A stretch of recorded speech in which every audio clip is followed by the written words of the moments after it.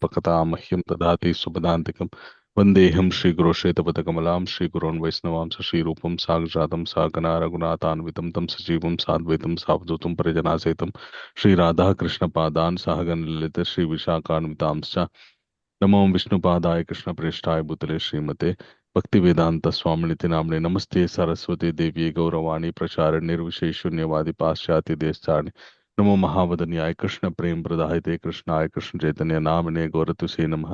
हे कृष्ण करुणा सिंधु दीनबंधो जगतपते गोपेशा गोपिका कांता राधा कांता नमोस्तुते तप्त कांचन गौरांगे राधे वृंदावनेश्वरि वृषभानुसुते देवी प्रणमामि हरिप्रिये वाञ्छाकल्पतरुभ्यश्च कृपा सिन्धुभ्येव च पतितानां पावनेभ्यो वैष्णवेभ्यो नमो नमः। जय श्री कृष्ण चैतन्य प्रभु नित्यानंद श्री अद्वैत गदाधर श्रीवासादि गौर भक्तवृंद हरे कृष्णा कृष्णा कृष्णा हरे हरे हरे राम राम राम हरे हरे नारायणं नमस्कृत्य नरं चैव नरोत्तमं देवीं सरस्वतीं व्यासं ततो जयमुदीरयेत् मुखं करोति वाचालं पङ्गुं लङ्घयते गिरिं यत्कृपातमहं वन्दे श्रीगुरुं दीनतारणं परमानन्दमाधवं श्रीचैतन्य ईश्वरम् पूजन्तं राम रामेति मधुरं मधुराक्षरम् आरुह्य कविता शाखां वन्दे वाल्मीकि कोकिलम् अपदामपहर्तारं दातारं सर्वसम्पदां लोकाभिरामं श्रीरामं भूयो भूयो नमाम्यहम् रामाय रामभद्राय रामचंद्राय वेदसे रघुनाथाय नाथाय సీతాయ పతయే నమః। హరే కృష్ణ, అందరికీ స్వాగతం. సో మనం 2 వారాల తర్వాత కలుస్తున్నాం రామాయణం క్లాస్లో. ఒక నిమిషం సమయం ఇవ్వండి. సో మనం ఎక్కడి వరకు చర్చించుకున్నాం, ఎవరైనా చెప్పండి. భరద్వాజ భరద్వాజ ఆశ్రమం దగ్గర నుంచి వాళ్ళకి డిస్టర్బ్ అవుతుందని పర్ణశాల నిర్మించుకొని ప్రవేశం చేస్తారు. ఇంకా గృహస్థులు ఎట్లా గడపాలి అని వాళ్ళు చూపిస్తుంటారు. ఇంకా ఏ విధంగా అన్నదమ్ములు ఎట్లా ఉండాలి, భార్యతో ఎట్లా ఉండాలి, మిత్రులతో ఎలా ఉండాలి అని గృహస్థులకి నేర్పిస్తున్నారు శ్రీరామచంద్రుడు. సీతమ్మ కూడా శ్రీరాముని ప్రేమతో నమ్మకంతో శీలవతిగా సేవించుకుంటూ ఉంటుంది. ఇంకా వెళ్తాడు సుమంతుడు అయోధ్య నగరంలోకి. అక్కడ పోతే శ్మశానం లాగా అనిపిస్తుంది సుమంతునికి. అందరూ ఆయన్ని చూసి ఏడుస్తారు. దశరథుడు కూడా ఆయన్ని చూసి చాలా మూర్చిపోయినంత పని చేస్తాడు. ఇంకా ఇంకా బాధపడుతుంటారు. ఆ తల్లులు తండ్రిని బాగా చూసుకోమని చెప్పారు కదా శ్రీరామచంద్రుడు. ఆ అడవులకు పంపిన ఎలాంటి కోపం లేదు ఆయనకి. శోకంలో ధర్మం తప్పుతారు, స్మృతి తప్పుతారు, విచక్షణని కోల్పోతారు, సమస్తాన్ని కోల్పోతారు. కానీ శ్రీరామచంద్రుడికి అవి ఏమీ ఉండవు చెప్పారు ప్రభుజీ అన్నమాట. Okay, thank you Mataji. Hare Krishna Krishna Krishna Hare Hare Hare Rama Hare. జయ శ్రీ కృష్ణ చైతన్య ప్రభు నిత్యానంద శ్రీ అద్వైత గదాధర శివాసాది గౌరభక్త హరే కృష్ణ. ప్రభుజీ. Thank you.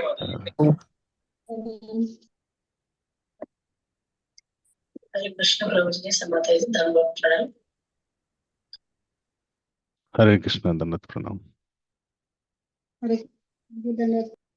హరే కృష్ణ దండత్ ప్రణాం.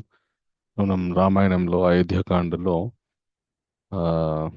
ఇంకా రామచంద్రమూర్తి అరణ్యాలకు వెళ్ళిన తర్వాత ఏం జరిగింది తెలుసుకున్నాం. ఆ తర్వాత కూడా మనము అయోధ్యకు వచ్చిన తర్వాత దశరథ మహారాజు గారి యొక్క పరిస్థితి కూడా మనం తెలుసుకున్నాం. ఆయన ఏ విధంగా, ఆయనకి ఎందుకు ఇంత దుస్థితి ఏర్పడింది, ఇట్లాగా పుత్రుడితోటి వియోగం ఎందుకు ఏర్పడింది అనేటటువంటి విషయాన్ని కూడా మనము చర్చించుకున్నాం. ఆయన యవ్వనంలో ఉన్నప్పుడు ఒక వైశ్య బాలుడు, అంటే వైశ్య వర్ణానికి చెందినటువంటి ఒక బాలుడిని ఈయన శబ్దభేది బాణంతో సంహరించడం. అంటే ఏదో జంతువులు, అడవిలో ఏదో జంతువులు నీరు తాగడానికి వచ్చాయని అనుకుని ఆ శబ్దానికి ఈయన బాణాన్ని వదిలిపెట్టడం, ఆ బాణం ఆయన కుచ్చుకొని ఆయన శరీరాన్ని వదిలిపెట్టడం. ఆ తర్వాత ఇంకా ఆ వైశ్య బాలుడు ఎవరైతే ఉన్నారో ఆయన తండ్రి గారు దగ్గరికి దశరథ మహారాజు వెళ్ళినప్పుడు ఆయన దశరథ మహారాజుని ఆ, చాలా అడుగుతాడు, ఎందుకు ఇలా చేశారు మీరు, ఏంటి అని అడిగి ఆయన ఆ, నువ్వు కూడా ఇలాగే పుత్ర వియోగంతో మరణిస్తామని చెప్పేసి చెప్తాడనమాట దశరథ మహారాజు.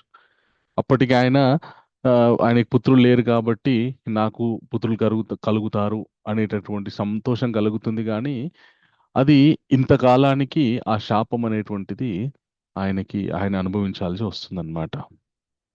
ఇంకా ఈ విషయాన్ని ఆయన కౌసల్యతో ఆ, పంచుకుంటూ ఏడుస్తూ ఏడుస్తూ ఆ రోజు రాత్రికి నిద్రపోతారనమాట. నిద్రపోయిన తర్వాత ఇంకా తెల్లవారుజామున మహారాజులు నిద్రపోయిన తర్వాత తెల్లవారుజామున వాళ్ళ నిద్రలేపడానికి వంది మాగది అని వాళ్ళ ఆ, సేవకులు ఉంటారనమాట. అంటే వాళ్ళ వంశం గురించి వర్ణిస్తూ వారి గొప్పతనాన్ని వర్ణిస్తూ వారిని నిద్రలేపుతారంట. ఎలాగైతే మనము తిరుమలలో వెంకటేశ్వర స్వామిని కౌసల్య సుప్రజ రామ పూర్వ సంధ్య ప్రవర్తది అని చెప్పేసి ఆ భగవంతుణ్ణి స్తుతిస్తూ ఆయన గుణగణాలను స్తుతిస్తూ మేలుకొల్పుతాము. అదే విధంగా మహారాజు కూడా ఆ భగవంతుని యొక్క అంశ, ఓకే, అని చెప్పేసి చెప్తుంటారు అనమాట మన శాస్త్రాల్లో. ఆ, మన భగవద్గీతలో కూడా దశమోధ్యాయంలో కృష్ణుడు చెప్తాడనమాట. ఓకే, పాలించేటటువంటి రాజుని నేను అని చెప్పేసి చెప్తాడనమాట. అలాగా అందు గురించని రాజుని కూడా ఒక ఆ, భగవంతుని అంశలాగా పరిగణిస్తూ వారిని చక్కగా స్తోత్రాలు చేసి మేల్కొలుపుతారనమాట. వీళ్ళు మేల్కొలుపుతూ ఉంటారు, కానీ మహారాజు ఎంతకీ నిద్ర లేవడు దశరథ మహారాజు. ఏం జరిగిందో అని చెప్పేసి అనుకుంటూ ఉంటారు. అక్కడ లోపల కౌసల్యాదేవి ఆ అచేతనంగా పడిపోయి ఉన్నటువంటి ఆ దశరథ మహారాజుని చూస్తూ ఆవిడ ఏమైంది, ఇంకా ఆయన లేవట్లేదు అని చెప్పేసి పరీక్షిస్తుంది. ఇంకా ఆవిడకి అర్థమైపోతుంది ఈయన శరీరాన్ని వదిలిపెట్టేశాడని చెప్పేసి. ఆవిడ ఇంకా తీవ్రంగా ఏడవడం మొదలు పెడుతుంది. ఇక వెంటనే ఈ దశరథ మహారాజు గారి యొక్క మరణ వార్త అక్కడ ఉన్నటువంటి మంత్రులకి, ఆ వాళ్ళ కుల పురోహితులకి, వీళ్ళందరికీ కూడా తెలుస్తుంది. తెలిసిన తర్వాత అందరు హుటాహుటిన దశరథ మహారాజు గారి యొక్క ఆ అంతఃపురానికి, కౌసల్యాదేవి యొక్క అంతఃపురానికి విచ్చేసి ఇంకా దశరథ మహారాజు గారికి ఉన్నటువంటి ఆ 350 మంది ఆ, రాణులు ఎవరైతే ఉన్నారో వాళ్ళంతా కూడా తీవ్రంగా దుఃఖిస్తూ ఉంటారన్నమాట. ఇప్పుడు వీళ్ళంతా దుఃఖపడటానికి కారణం దశరథ మహారాజు గారి యొక్క మరణం. దశరథ మహారాజు గారి యొక్క మరణానికి కారణం రాముడు అడవులకు వెళ్ళడం. రాముడు అడవులకు వెళ్ళడానికి కారణం కైకేయి అడిగినటువంటి వరాలు. ఇప్పుడు ఇంత దారుణానికి మూలము కైకేయి వేసింది.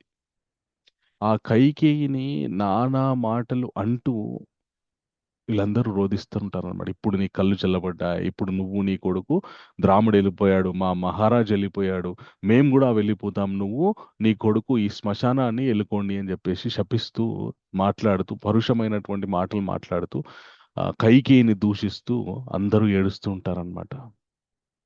ఏడుస్తూ ఉంటే ఇంకా అలాగే ఏడుస్తూ ఉంటే జరగాల్సినటువంటి కార్యక్రమాలు జరిపించాలి. అంత 60,000 సంవత్సరాల అయోధ్య నగరాన్ని పరిపాలించినట్టు 60,000 సంవత్సరాల వయసున్నటువంటి ఆ దశరథ మహారాజు దాదాపు ఆ కొన్ని వేల సంవత్సరాలు ఇంకా ఆయన యవ్వనంలోకి వచ్చిన తర్వాత ఎప్పుడైతే యువరాజు అయ్యాడో అప్పటి నుండి శరీరాన్ని వదిలిపెట్టేంత వరకు అయోధ్య నగరాన్ని ఆ దుర్భేద్యం ఇంకా ఎవ్వరు కూడా ఓడించలేదు దశరథ మహారాజుని. అయోధ్య అంటేనే యుద్ధములో ఎవరు కూడా జయించలేనటువంటి యొక్క నగరం కాబట్టి ఆ నగరానికి అయోధ్య అని పేరు వచ్చిందనమాట. అంత గొప్ప నగరాన్ని పరిపాలించినటువంటి దశరథ మహారాజు ఈ రోజు శరీరాన్ని వదిలిపెట్టినప్పుడు తన రక్తాన్ని పంచుకొని పుట్టినటువంటి పుత్రులు ఎవరు పక్కన లేరు. ఒక విధంగా చెప్పాలి అంటే ఒక అనాథలాగా ఆయన పరిస్థితి ఉందన్నమాట అక్కడ. అయితే ఆ మనము జీవితంలో ఎన్నో గొప్ప పనులు చేస్తూ ఉంటాం, కానీ కొన్నిసార్లు చిన్న చిన్న పొరపాట్లు తెలిసి తెలియక చేయటం వల్ల ఎంత ధార్మికంగా ఉన్నప్పటికీ కూడా, ఎంత గొప్ప జీవితాన్ని గడిపినప్పటికీ కూడా మనము ఆ కర్మ అనేటువంటిది అనుభవించాల్సినటువంటి సమయం ఆసన్నమైనప్పుడు ఆ మనం చేసినటువంటి పుణ్యకర్మలు ఇవన్నిటికీ వాటి ఫలితాలు ఉన్నప్పటికీ కూడా మనం చేసినటువంటి మనుష్య జీవితంలో ఎలా ఉంటుందంటే పాపపుణ్య పుణ్యకర్మల యొక్క సమ్మేళనంతో జీవితం కొనసాగుతుంది. పాపం చేస్తే పాపంకి సంబంధించినటువంటి కర్మ అనుభవించాల్సి ఉంటుంది. పుణ్యం చేస్తే పుణ్యానికి సంబంధించినటువంటి కర్మ అనుభవించాల్సి ఉంటుంది. అయితే చాలా పుణ్యం చేస్తే మరి పాపం కరిగిపోతుందా అంటే కరిగిపోదు.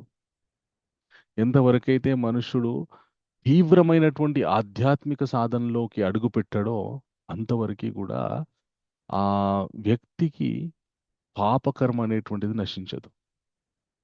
అది అలాగే కొనసాగుతుంటుంది. ఎప్పుడో ఒకప్పుడు అనుభవించాల్సి వస్తుందన్నమాట.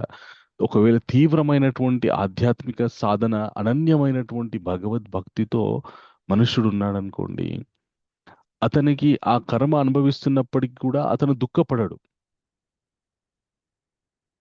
ఇక్కడ మరి దశరథ మహారాజుకి అనన్యమైనటువంటి భక్తి లేదా అంటే, రాముడంటే అనన్యమైనటువంటి భక్తి ఉంది.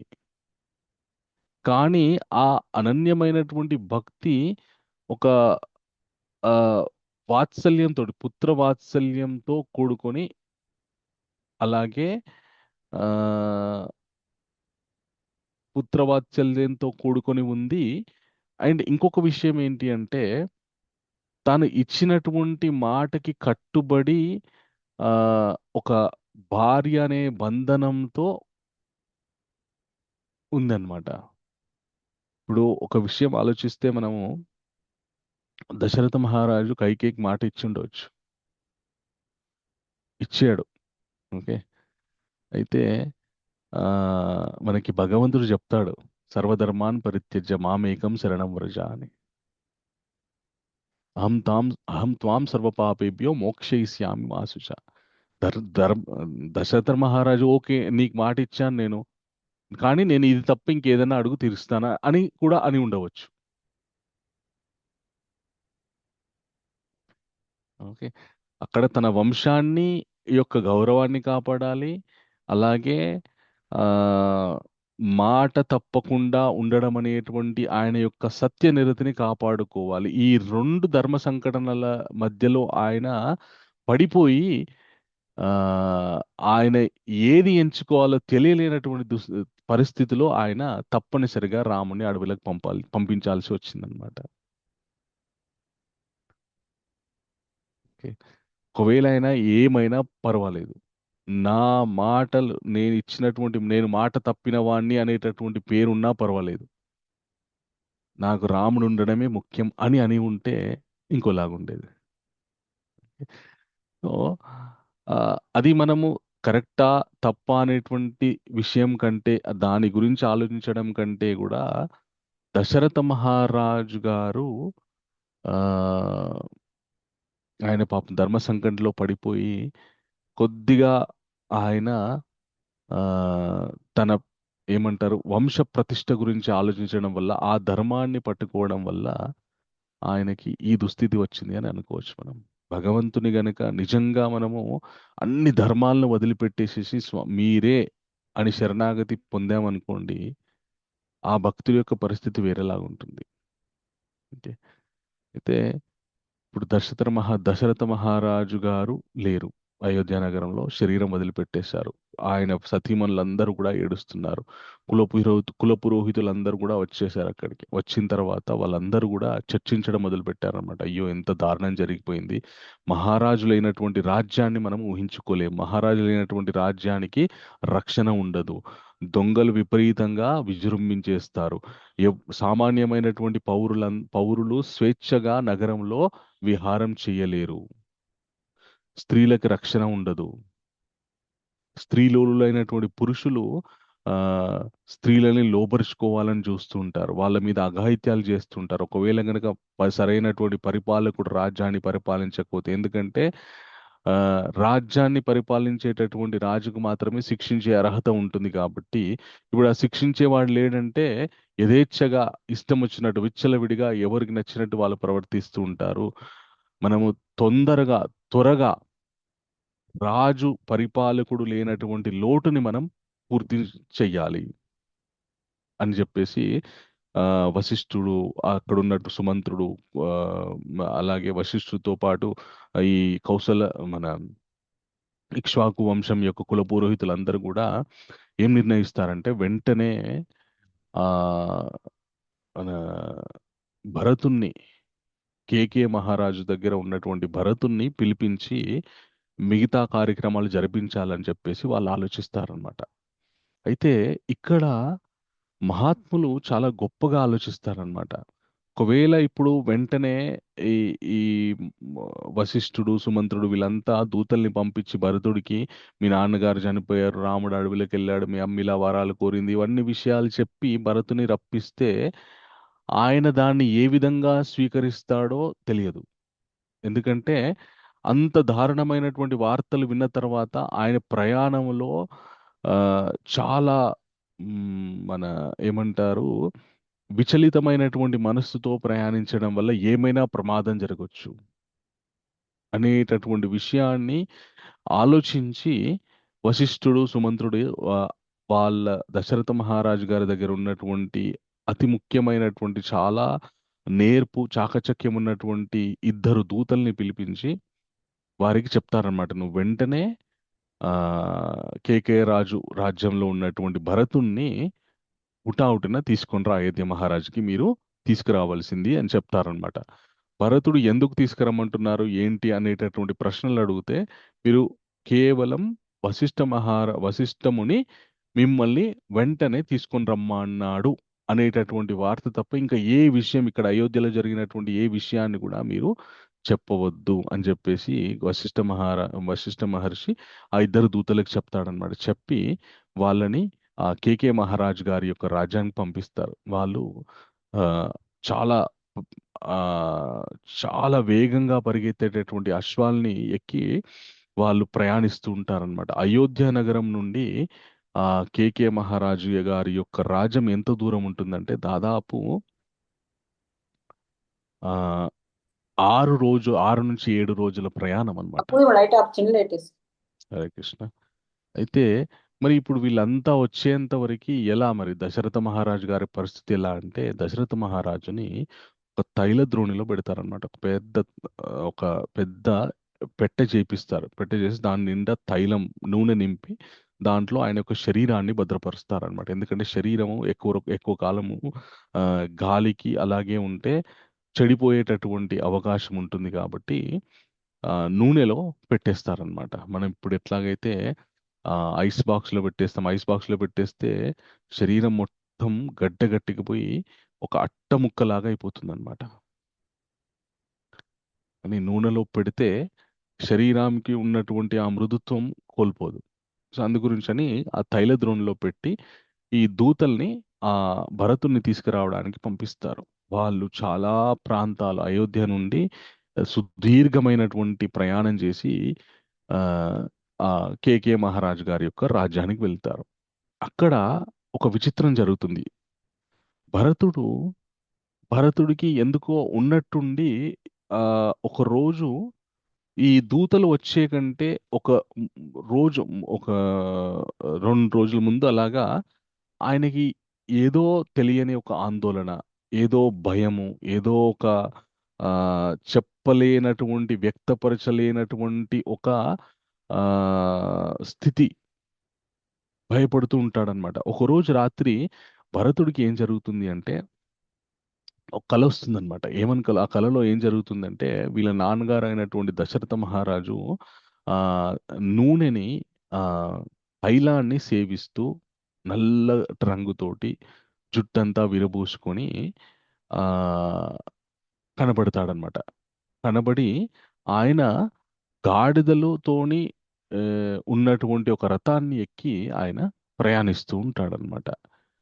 ఇది చాలా భయంకరంగా అనిపిస్తుంది అనమాట భరతుడికి. ఎందుకంటే ఆ కలలో కనిపించినటువంటి ఆ శకునములను బట్టి ఆ, స్వప్న శకునం అని ఉంటుందన్నమాట.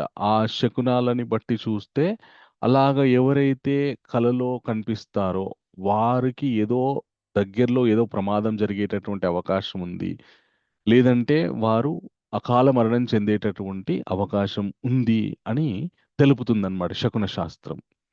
ఇది భరతుడికి తెలుసు, ఈ శకున శాస్త్రం.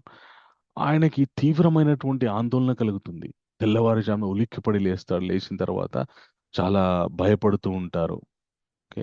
తన తాతగారికి, మామగారికి, యుధాజిత్ వారికి చెప్తారనమాట. తనకు వచ్చినటువంటి స్వప్నం గురించి చెప్పి ఆందోళన చెందుతూ ఉంటారు.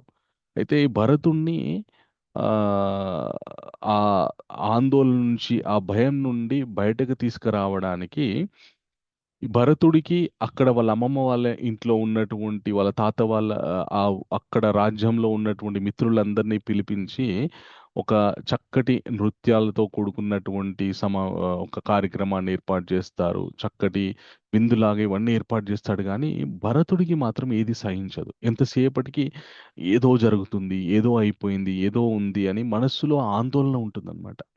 ఈ ఆందోళన ఇలా కొనసాగుతూ ఉంటే ఈ దూతలు వస్తారు అయోధ్య నగరం నుండి. వచ్చి రాగానే వాళ్ళని చక్కగా వీళ్ళు స్వాగతిస్తారు. స్వాగతించిన తర్వాత ఆ, వచ్చినటువంటి పని ఏంటి, సమాచారం ఏంటి అని అడగానే వాళ్ళు చెప్తారనమాట. భరత మహారాజుని, భరతుణ్ణి వెంటనే వశిష్ఠుడు ఆ, ఒక ముఖ్యమైనటువంటి పని గురించి తీసుకురావలసిందిగా ఓ చెప్పారు అని చెప్పి చెప్తారనమాట.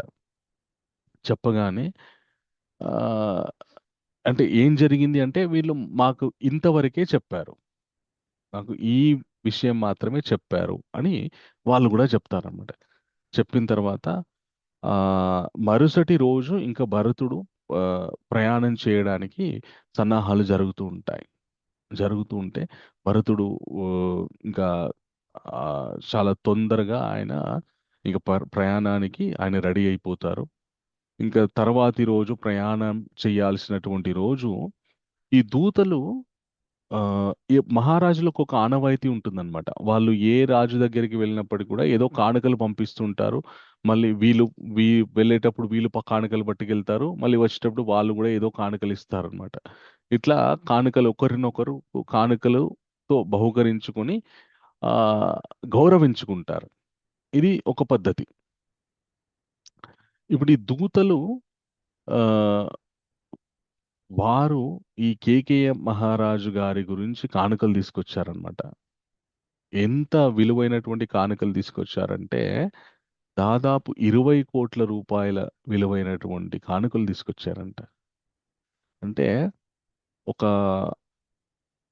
కేవలం భరతుణ్ణి అక్కడ నుండి ఇక్కడికి తీసుకురావాలి.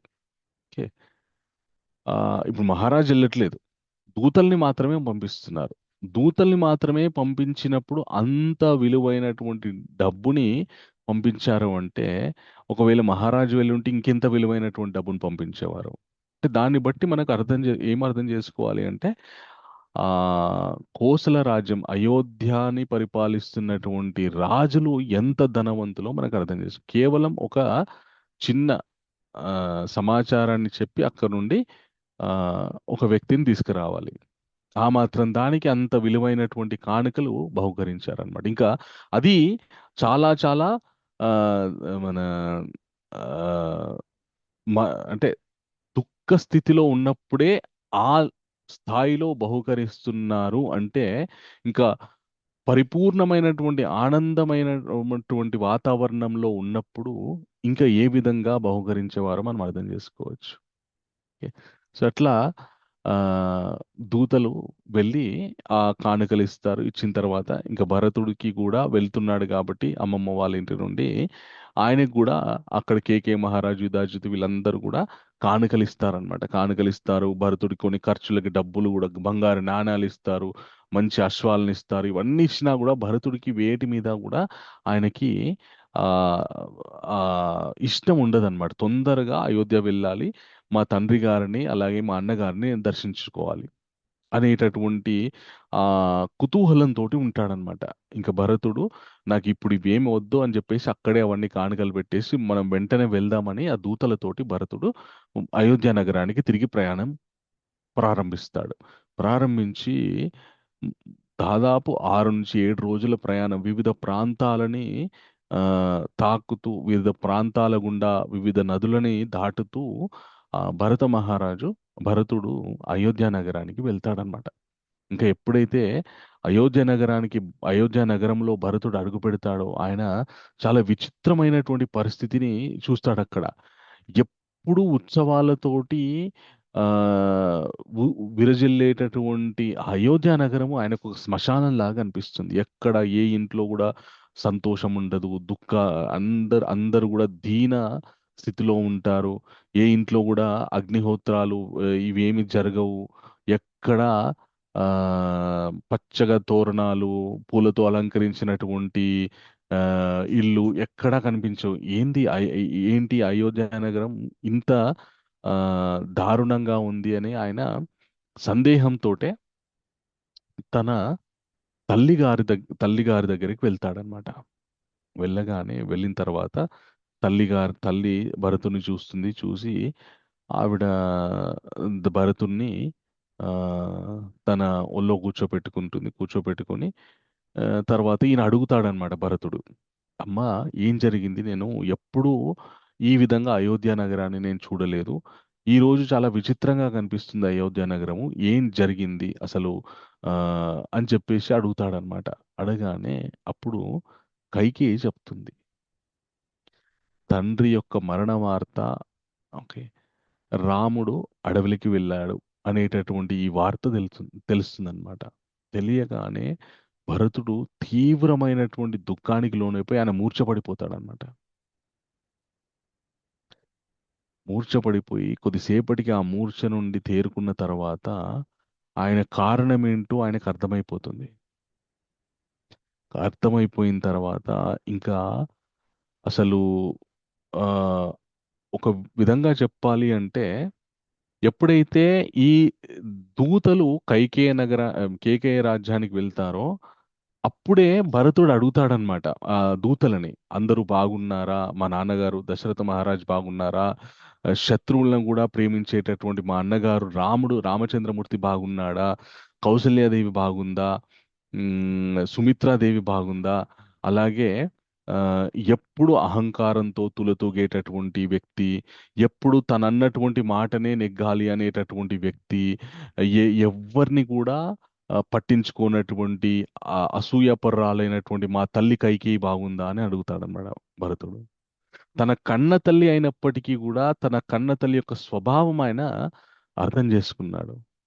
సుమిత్ర, కౌసల్య వీళ్ళిద్దరి గురించి అడిగేటప్పుడు మాత్రం ఆయన చాలా ఆ, సు సున్నితంగా వాళ్ళ యొక్క స్వభావాన్ని ఆ, ఆయనకు తెలుసు కాబట్టి వాళ్ళ గుణగణాలని కీర్తిస్తూ వాళ్ళు బాగున్నారా అని అడుగుతాడు. కానీ కైకేయి గురించి అడిగేటప్పుడు మాత్రం తన దుష్ట స్వభావాన్ని ఆ, వ్యక్తపరుస్తూ అడుగుతాడనమాట. ఇంకా ఎప్పుడైతే అయోధ్య నగరంకి వచ్చిన తర్వాత ఈ మరణ వార్త తెలుస్తుందో ఒక భరతుడికి, ఇంకా ఆ దారుణానికి కారణం కైకేయి అని ఎప్పుడైతే తెలుస్తుందో తీవ్రంగా ఆ కైకేయిని తిడుతూ ఉంటాడనమాట, దూషిస్తూ ఉంటాడు. కన్న తల్లి అనేటటువంటి ఆ, గౌరవం కూడా లేకుండా తిడుతుంటాడనమాట. ఇది సర్వధర్మాన్ పరిత్యజ్య అంటే ఇది. తల్లిని గౌరవించాల్సినటువంటిది ధర్మం, ప్రతి ఒక్కరూ పాటించాల్సిందే. కానీ భగవంతుడి విషయంలో అంటే భగవంతుడి గురించి తల్లిని దూషించాలా అంటే అర్థం అది కాదు. ఆ భగవంతుడికి దూరం అవ్వడానికి కారణం తల్లి అవుతుంది అంటే తట్టుకోలేక ఆయన ఆ అలాగ తల్లితోని ఆ విధంగా మాట్లాడుతున్నాడు అనమాట. న్- అసలు ఎందుకు నాకు నా తండ్రి గారు లేనటువంటి రాజ్యం నాకెందుకు, నా అన్నగారు లేనటువంటి రాజ్యం నాకెందుకు, నేను ఎప్పుడైనా కోరుకున్నానా? శత్రువుల్ని కూడా ప్రేమించేటటువంటి గొప్ప మనస్తత్వం ఉన్నటువంటి రామచంద్రమూర్తి యొక్క దాసుణ్ణి నేను. ఆయన రాజ్యాన్ని పరిపాలిస్తూ ఉంటే నేను ఆయన దాసుడిగా, ఆయన పాదదాసుడిగా ఆయనకి సేవ చేస్తూ బ్రతకాలని అనుకున్నటువంటి నన్ను ఎందుకింత దోషిగా చేసావు? నా గురించి నువ్వు ఎందుకిలా ఈ రాజ్యాన్ని ఎవరు అడగమన్నారు నిన్ను అని తీవ్రంగా మందలిస్తూ ఉంటాడనమాట. ఆయన ఏడుస్తూ ఉంటాడు. కింద పడి ఎట్లా అంటే ఒక చిన్న పిల్లోడు ఏ విధంగా అయితే ఏడుస్తాడో, ఏదైనా ఆ పిల్లోడి నుంచి లాక్కుంటే మనము కింద పడి బొర్లి ఎలా ఏడుస్తాడో భరతుడు అదే విధంగా ఏడ్చాడనమాట. రాముడు అనేటటువంటి ఒక గొప్ప వ్యక్తి నా జీవితంలో లేడు అని ఎప్పుడైతే భరతుడికి అర్థమైందో తట్టుకోలేకపోయాడు ఆయన. ఆయన రోదనలు, ఆయన కైకేయిని తిట్టినటువంటి మాటలు ఎంత గట్టిగా మాట్లాడాడంటే ఆ భరతుడు మందలిస్తున్నటువంటి మాటలు కౌసల్యకి, సుమిత్రకి వినిపించాయి వాళ్ళ అంతఃపురంలోకి. వాళ్ళకి అర్థమైపోయింది భరతుడి యొక్క భరతుడి యొక్క గుణం వాళ్ళకి అర్థమైపోయింది. ఆయన కౌసల్యని, సుమిత్రని వేడుకుంటాడు. తల్లి, నా నా ప్రమేయం లేదు దీంట్లో. నా అన్నగారు నా నాకు అత్యంత ప్రీతిపాత్రుడైనటువంటి నా అన్నగారు అడవిలోకి వెళ్ళడంలో నా నా పాత్ర ఏ విధంగా కూడా లేదు. నా ప్రమేయం లేదు. నాకు తెలియకుండా, నన్ను సంప్రదించకుండా మా తల్లిగారు చేసినటువంటి ఈ పనికి నన్ను క్షమించండి అని వాళ్ళని వేడుకుంటాడనమాట భరతుడు. ఇంకా అంత దుఃఖం, అంత రోదిస్తున్నటువంటి భరతుణ్ణి వశిష్ఠాది ఋషులు అందరూ ఓదార్చి ఇంకా తర్వాత జరగాల్సినటువంటి కార్యక్రమాల గురించి చెప్తారనమాట. ఎందుకంటే అప్పటికే దాదాపు దశరథ మహారాజు ఆ ఆ, అప్పటికే 13-14 రోజులు అయిపోయింది ఆయన శరీరాన్ని వదిలిపెట్టి. ఓకే, అన్ని రోజులు ఇంకా ఆ తైల ద్రోణిలోనే ఉండిపోయాడు ఆయన.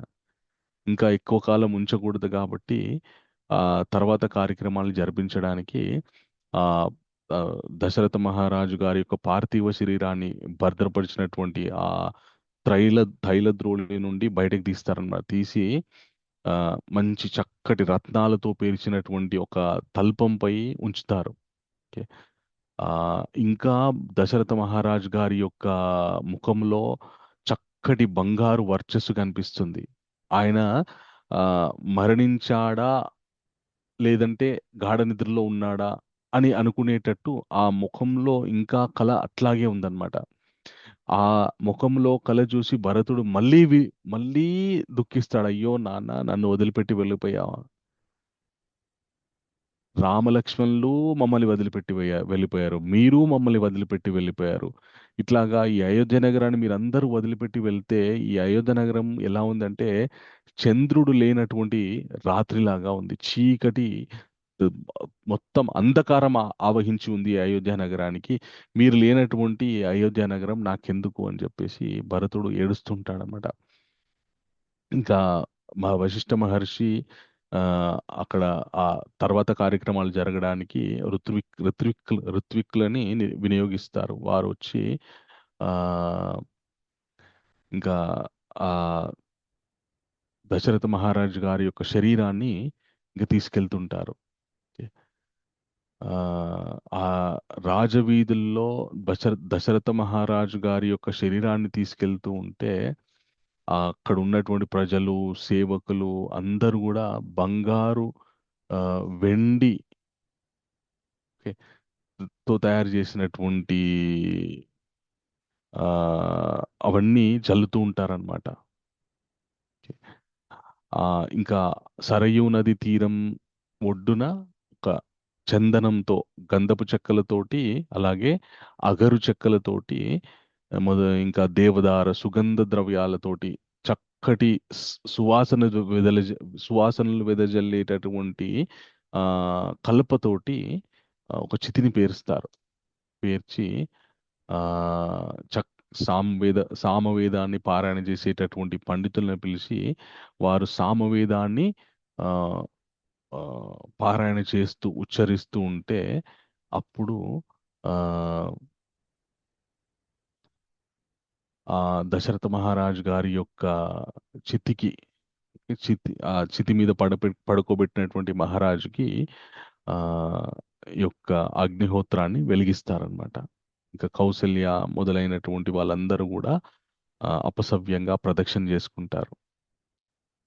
ఇంకా అయిపోయిన తర్వాత మహారాజు గారి యొక్క శరీరాన్ని దహనం సంస్కారాలు జరి జరిపిన తర్వాత ఇంకా ఆయనకి జలదర్పణాలన్నీ కూడా వదులుతారనమాట అక్కడ ఆ సరియు నది తీరంలో.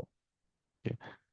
సో ఇది ఎంతో హృదయ విదారకంగా ఉంటుందన్నమాట. ఎందుకంటే సొంత పిల్లల్లాగా ఆ అయోధ్య ప్రజల్ని దశరథ మహారాజు మనం మొదట ఎప్పుడైతే బాలకాండలో అయోధ్య నగరం యొక్క వర్ణన వస్తుందో అప్పుడు అద్భుతమైన విధంగా అయోధ్య నగర వాసుల యొక్క భోగభాగ్యాల్ని వర్ణిస్తారు.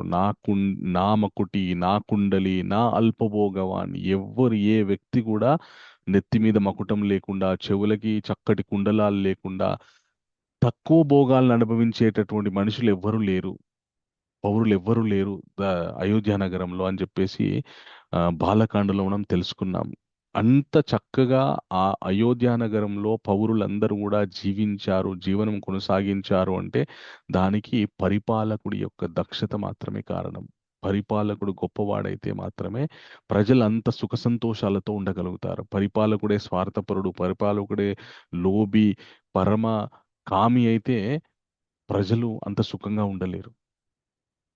అంత గొప్పగా పరిపాలించినటువంటి దశరథ మహారాజు ఈరోజు వాళ్ళ నుండి వెళ్ళిపోయారంటే అక్కడి ప్రజలు, ఆ, ఆయన యొక్క సతీమణులు, భరతుడు, వీళ్ళంతా కూడా తట్టుకోలేకపోయారనమాట. ఇంకా ఎప్పుడైతే శరీరంకి దహన సంస్కారం అయిపోయిందో ఆ తర్వాత ప రో తర్వాత 12 రోజుల వరకు జరిగేటటువంటి కార్యక్రమాలు ఏవైతే ఉంటాయో, శౌచ నియమాలు ఏవైతే ఉంటాయో అవన్నిటినీ కూడా పాటిస్తారనమాట. ఆ 10 రోజులు జరగాల్సినటువంటి వివిధ కర్మలు, శ్రాద్ధ కర్మలు, అలాగే దాన ధర్మాలు ఇవన్నీ కూడా జరిపిస్తారనమాట. మనుష్యుడు శరీరాన్ని వదిలిపెట్టిన తర్వాత అది ఒక గొప్ప ప్రయాణం ఉంటుందన్నమాట. జీవాత్మ ఆ ఇంకా ఈ శరీరాన్ని వదిలిపెట్టిన తర్వాత తను చేసుకున్నటువంటి పాప పుణ్య కర్మల అనుసారము ఆ దివ్య శరీరమా లేకపోతే యాతనా శరీరమా, ఏదో ఒక శరీరాన్ని పొందుతుంది. ఓకే. ఈ శరీరాన్ని పొందేటటువంటి క్రమం ఎలా ఉంటుంది అంటే మనం చేసినటువంటి పాప పుణ్య కర్మల్ని పరిశీలిస్తాడు యమధర్మరాజు. పరిశీలించి నిర్ణయిస్తారు ఇతడు ఏ లోకాలకి వెళ్ళేటటువంటి అర్హత పొందాడు ఇతను చేసుకున్నటువంటి కర్మలను బట్టి అని నిర్ణయం జరిగి ఆయా లోకాలకి వెళ్తాడు ఆ జీవుడు. అవి ఊర్ధ్వ లోకాలైతే దివ్య శరీరంతో వెళ్తాడు, అధో లోకాలైతే నరక లోకాలైతే ఆ యాతనా శరీరాన్ని పొంది వెళ్తాడనమాట. ఇది ఆ ఎవరైతే ఆ అనన్యమైనటువంటి భక్తి పెంపొందించుకొని తీవ్రమైనటువంటి భక్తి సాధనలో ఉండి ఇంకా ఆ అన్ని ధర్మాలను పరిత్యజించి కేవలం భగవంతుడే అనేటటువంటి భావనతోని జీవిస్తారో వాళ్ళ యొక్క అంతిమ ప్రయాణం వేరేలాగుంటుంది. మనం గొప్ప గొప్ప భక్తుల విషయాల్లో చూస్తుంటాం. ఆ భక్తులు శరీరం వదిలిపెట్టాల్సినటువంటి సమయంలో విష్ణు పార్షదులు వచ్చి వారిని తీసుకెళ్తారు పుష్పక విమానంలో వైకుంఠాది లోకాలకి. ఆ భగవద్భక్తులు, తీవ్ర భాగవతులు, గొప్ప శుద్ధ భక్తులు ఎవరైతే ఉంటారో వాళ్ళని తీసుకెళ్ళడానికి యమధర్మరాజు యొక్క దూతలు రారు. సాక్షాత్ ఆ శ్రీ మహావిష్ణు యొక్క దూతలైనటువంటి విష్ణు పార్షదులు వస్తారనమాట, వచ్చి తీసుకెళ్తారనమాట. కొన్నిసార్లు ఆ ఎలా ఉంటుంది అంటే 3 రకాలుగా మనుషుడి యొక్క ప్రయాణం ఉంటుంది.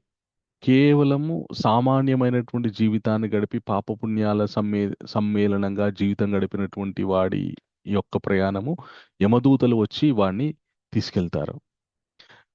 తీసుకెళ్ళిన తర్వాత యమధర్మరాజు వాడి పాపపుణ్యాల్ని పరిశీలించి వాడు ఎక్కడికి వెళ్ళాలి, ఏ లోకాలకు వెళ్ళాలని నిర్ణయిస్తాడు. ఒకరికి ఓన్లీ పాపాలే చేశాడు అనుకోండి, నరక లోకాల్లో పడేసి 28 నరకాలను అనుభవింపజేస్తారు. మంచి కర్మలు చేశాడు, భక్తి అనేటువంటిది లేదు. భగవంతుని మీద అనన్యమైనటువంటి భక్తి అనేటువంటిది లేదు. కానీ వైదికమైనటువంటి కర్మలను ఆచరించాడు, సత్కర్మలను ఆచరించాడు. అలాంటి జీవిని తీసుకెళ్ళడానికి ఇంద్రుడి యొక్క దూతలు వస్తారనమాట, స్వర్గానికి తీసుకెళ్ళడానికి. ఇంకా అనన్యమైనటువంటి భక్తి చేసినటువంటి వాళ్ళ విషయంలో విష్ణు పార్షదులు వస్తారన్నమాట. సో ఇవన్నీ మనకి వివిధ పురాణాల్లో ఈ రకమైనటువంటి కర్మలను ఆచరించడానికి ఇప్పుడు అరిష్టనేమి అని ఒక మహారాజు ఉంటారు. ఆయన ఎంతో పుణ్యకర్మలు ఆచరిస్తారు, గొప్ప తపస్సుని ఆచరిస్తాడు. ఆయన శరీరాన్ని వదిలిపెట్టాల్సినటువంటి సమయంలో ఇంద్రుడు తన దూతల్ని పంపించి ఆయన్ని స్వర్గానికి ఆహ్వానిస్తాడనమాట. కేవలం తపస్సు చేస్తాడు. భగవన్నామ జపము, భగవంతుని మీద నవవిధ భక్తిలో ఉన్నటువంటి ఏదో ఒక విధంగా భగవంతుని కనెక్ట్ అవ్వకపోయినప్పటికీ కూడా ఉత్తమమైనటువంటి జీవితాన్ని, చాలా పుణ్యాత్మకమైనటువంటి జీవితాన్ని గడిపినటువంటి వ్యక్తి కాబట్టి ఆయన ఇంద్రుడు తన దూతల్ని పంపించి ఆహ్వానిస్తాడు. ఇలాగ 3 రకాలుగా జీవుడి యొక్క ప్రయాణం ఉంటుంది. పాపాత్ముడి యొక్క పాప పుణ్యముల యొక్క సమ్మేళనంతో గడిపినటువంటి వాడి జీవితము, కేవలం పాపాత్ములే చేసినటువంటి వాడి యొక్క ప్రయాణము, వాడిని తీసుకెళ్ళడానికి యమదూతలు వస్తారు. మంచి కర్మలు, సత్కర్మలను ఆచరించాడు, స్వర్గం నుండి దూతలు వస్తారు. ఇంకా జనన మరణ చక్రంలో ఇరుక్కోకుండా ఉండేటటువంటి కర్మలను ఆచరించాడు, జీవితాన్ని గడిపాడు. విష్ణు పార్షదులు వస్తారు. అంటే దాంట్లో మళ్ళీ భగవంతుని భక్తితో భగవంతుని కనెక్ట్ అవుతాయి విష్ణు పార్షదులు వస్తారు. ఇలాగా ఉంటుందన్నమాట. ఆ దశరథ మహారాజు గారు కూడా ఉత్తమ లోకాలకి వెళ్ళడానికి భరతుడు ఇక్కడ ఆ 12 రోజులు జరగాల్సినటువంటి శ్రాద్ధకర్మలు, దాన ధర్మాలు ఇవన్నీ కూడా నిర్వహిస్తాడనమాట. ఆ 12 రోజులు మనం చేసేటటువంటి దాన ధర్మాలు ఇవేవైతే ఉన్నాయో అవన్నీ కూడా శరీరాన్ని వదిలిపెట్టినటువంటి వాళ్ళని ఉద్దేశించి చేసినప్పుడు ప్రయాణంలో వాళ్ళకి ఆ పుణ్యఫలములు ఉపకరిస్తాయన్నమాట. ఎలాగైతే మన అబ్బాయి అమెరికానో ఆస్ట్రేలియానో వెళ్తున్నాడు అనుకోండి, వెళ్ళేటప్పుడు మనము వాడి అకౌంట్లో డబ్బులు వేసామనుకోండి, లగ్జరీగా వెళ్తాడు అక్కడికి ప్రయాణం. ఓకే, సో మనము సరిగ్గా డబ్బులు ఇవ్వలేదనుకోండి, చాలా దుఃఖంతో ఉంటుందన్నమాట ప్రయాణం, చాలా ప్రయాసతో ఉంటుందన్నమాట ప్రయాణం. ఓకే, మన ఉదాహరణకి మనకి వేరే దేశానికో వేరే రాష్ట్రానికో ఎక్కడికో వెళ్ళాలంటే చాలా దూర ప్రయాణం కాబట్టి ఫ్లైట్లో వెళ్ళాల్సి ఉంటుంది. ఫ్లైట్లో కూడా రకాలు ఉంటాయి. ఒకటి డైరెక్ట్ ఫ్లైట్ ఉంటుంది, అది ఎక్కువ ఛార్జ్, దాని టికెట్ చాలా రేట్ ఎక్కువ ఉంటుంది. ఇంకొకటి కనెక్టింగ్ ఫ్లైట్స్ ఉంటాయన్నమాట. ఇక్కడ నుండి ఇంకో చోటుకి వెళ్తాడు, అక్కడ కొద్దిసేపు ఆగాలి, అక్కడ కొద్దిసేపు ఆగిన తర్వాత మళ్ళీ అక్కడ నుండి ఇంకో ఫ్లైట్ తీసుకోవాలి, మళ్ళీ అక్కడ నుండి ఇంకో ఫ్లైట్ ఇట్లా కనెక్టింగ్ ఫ్లైట్స్ ఉంటాయన్నమాట. అవి తక్కువ రేటుకి వస్తాయి, చాలా సమయం పడుతుంది. ఆ వెళ్ళిన చోట మనకేమన్నా పెద్ద భోగభాగ్యాలు ఇస్తారంటే ఏముండదు అక్కడ. ఆ ఎయిర్పోర్ట్లో వెయిట్ చేస్తూ ఉండాలి, బిత్తిరి చూపులు చూస్తూ అక్కడ మళ్ళీ ఫ్లైట్ ఎప్పుడు వస్తుందా అని ఎదురు చూస్తూ ఉండాలన్నమాట. అదే చాలా డబ్బులు ఉన్నాయనుకోండి, డైరెక్ట్ వెళ్ళేటటువంటి ఫ్లైట్ టికెట్ కొనుక్కుంటే డైరెక్ట్ వెళ్ళిపోతాడు. అదేవిధంగా ఈ జీవుడు కూడా శరీరాన్ని వదిలిపెట్టినప్పుడు మనం ఎంత గొప్ప పుణ్యకర్మలు ఆచరిస్తామో వారిని ఉద్దేశించి వారి యొక్క ప్రయాణం అంత సులభంగా ఉంటుందన్నమాట. సరిగ్గా కర్మలు ఆచరించలేదు, శ్రద్ధగా ఆచరించలేదు, ఏంది పోయినోడేమన్నా తీసుకెళ్తాడా, ఆయనకేమన్నా పోయినోడు పోయాడు కదా, ఎందుకు మనం ఇక్కడ చేసేది, ఏం లాభం అని చెప్పేసి ఏదో నామమాత్రంగా చేసామనుకోండి, వాడి ప్రయాణము 16 లోకాలు దాటాలన్నమాట జీవుడు. తను తర్వాత ఏం అనుభవించాలో తెలుసుకొని అది అనుభవించడానికి 16 లోకాలు దాటాలి. ఆ 16 లోకాలు కూడా చాలా తీవ్రమైనటువంటి ఆ, వాతావరణంతో కూడుకుంటాయి. ఒక చోట తీవ్రమైన ఎండ ఉంటుంది, ఒక చోట ఆ, మన చాలా గాలులు వీస్తూ ఉంటాయి. ఆ గాలులకి అక్కడ ఉన్నటువంటి చెట్ల నుండి ఆకులన్నీ రాలిపోయి అవి కుచ్చుకుంటూ ఉంటాయన్నమాట. ఒక చోట వైతరణి నది అని ఉంటుందన్నమాట. ఆ, మలము, చీము, నెత్తురు, ఎముకలతో వెంట్రికలు, ఎముకలతో కూడుకున్నటువంటి నది ఉంటుందన్నమాట. అది దాటాల్సి వస్తుందన్నమాట. అది దాటాలి అంటే వాడి వాడి వాడు బతుకున్నప్పుడు ఏమైనా పుణ్యాలు చేసుకుంటే ఆ దాని నుండి సులభంగా దాటే విధంగా ఒక ఉపాయం ఉంటుంది. లేదు అంటే దానిలో పడేసి లాక్కెళ్తూ ఉంటారనమాట. ఇట్లా ఆ, చాలా దారుణంగా ఉంటుంది ప్రయాణం. ఆ ప్రయాణం సులభంగా ఉండాలంటే ఇక్కడ మనమన్నా పుణ్యాలు చేసుకొని ఉండాలి. లేదంటే మన గురించి ఎవరైనా చేస్తే పుత్రుడు అనేటటువంటి వాడిని శాస్త్రంలో అని ఎందుకు ఆ, ముఖ్యమని చెప్పారంటే పున్నామ నరకం అని చెప్పేసి ఒకటి ఉంటుందన్నమాట. ఆ నరకంలో నుండి తరింపజేస్తాడు కాబట్టి వాడిని పుత్రుడు అన్నాడు అనమాట. సో పుత్రుడు ఆ విధంగా కర్మలు ఆచరిస్తే తండ్రికి ఆ నరకం నుండి విముక్తి కలుగుతుంది కాబట్టి వాడిని పుత్ర అన్నారు. సో అది గ్రహించి పుత్రుడు గనుక ఇక్కడ ఆ కర్మలు చేస్తే తండ్రికి ఉపశమనం కలుగుతుంది. లేకపోతే ఆ వ్యక్తి తీవ్రమైనటువంటి బాధలు పడాల్సి ఉంటుందన్నమాట. సో భరతుడికి శాస్త్రాలు తెలుసు. అక్కడ ఉన్నటువంటి పురోహితులందరూ కూడా దశరథ మహారాజు ఖచ్చితంగా చాలా అద్భుతమైనటువంటి కర్మల్ని ఆచరించాడు ఆయన. దాంట్లో ఎలాంటి సంశయం లేదు. అయినప్పటికీ కూడా మన శాస్త్రాల్లో చెప్పారు కాబట్టి ఎంత పుణ్యాత్ముడైనా కూడా ఆయన శరీరాన్ని వదిలిపెట్టిన తర్వాత శాస్త్రంలో నిర్దేశించినటువంటి కర్మల్ని ఆచరించాలి కాబట్టి ఉమ్, అవన్నీ కూడా భరతుడు 13 రోజుల వరకు ఆ కార్యక్రమాలన్నీ ఆ ఆచరించిన తర్వాత ఇంకా తండ్రి యొక్క చితాభస్మాన్ని సేకరించి అలాగే అస్థికల్ని కూడా సేకరించి ఆ ఎందుకంటే ఆ అస్థికలు, ఆ చితాభస్మం ఇదంతా కూడా ఒక నదిలో విసర్జించాలి. ఓకే. ఇంకా శరీరం పంచభూతాత్మకం అయిపోయింది. పంచభూతాల ద్వారా ఈ శరీరం లభించింది. ఇంకా అగ్ని సంస్కారం వల్ల మళ్ళీ ఈ శరీరంలో ఉన్నటువంటి పంచభూతాత్మికమైనటువంటి విషయాలు ఏవైతే ఉన్నాయో మళ్ళీ అవన్నీ కూడా పంచభూతాల్లో కలిసిపోయాయి. ఇక చివరిగా ఆ నదిలో ఆ మన అస్థికలని చితాభస్మాన్ని విసర్జించడం వల్ల పంచభూతాల్లో కలిసిపోతుంది అనమాట. సో ఆ భరతుడు తండ్రి యొక్క చితాభస్మం ఆ బూడిదను చూసి ఆయన మళ్ళీ తీవ్రమైనటువంటి శోకంతో అక్కడే పడిపోతాడనమాట. సో ఏడుస్తుంటాడనమాట. రాముణ్ణి ఎందుకు అడవిలోకి పంపించావు, నన్ను ఎందుకు వదిలి వెళ్ళిపోయావు అని చెప్పేసి ఆ తీవ్రంగా ఏడుస్తూ ఉంటాడు. ఆ భరతుడి యొక్క అవస్థ ఆ చూసి తండ్రి చితిని చూసినటువంటి ఆ శత్రుఘ్నుడు కూడా ఆయన కూడా ఆ స్మృతి తప్పి కింద పడిపోతాడు అనమాట. మూర్ఛపడిపోతాడు. ఈ సమస్త దుఃఖానికి ఈ సమస్త దుఃఖ సముద్రానికి మూలం మందర అని తెలుస్తుంది. ఈ దీంట్లో తీవ్రమైనటువంటి ముఖ్య పాత్ర పోషించినటువంటి వ్యక్తి మందర అని తెలుస్తుందన్నమాట. ఆ మందర మాటలు విని కైకేయి ఆ మన ప్రలోభానికి పోయి ఈ దారుణమైనటువంటి కోరికలను అడగడము ఇదంతా జరిగిందని చెప్పేసి వాళ్ళకి అర్థమైపోతుంది. ఓకే. ఇప్పుడు కానీ తండ్రి స్వర్గానికి వెళ్ళాడు, బాగుంది. కానీ రాముడు అడవులకు వెళ్ళాడు. ఇక నా జీవితానికి అర్థమే లేదు. నేను కూడా అగ్ని ప్రవేశం చేస్తానని ఆ లేదా నేను కూడా ఇట్లాగే తపోవనానికి వెళ్ళిపోతానని చెప్పేసి భరతుడు ఏడుస్తుంటాడనమాట.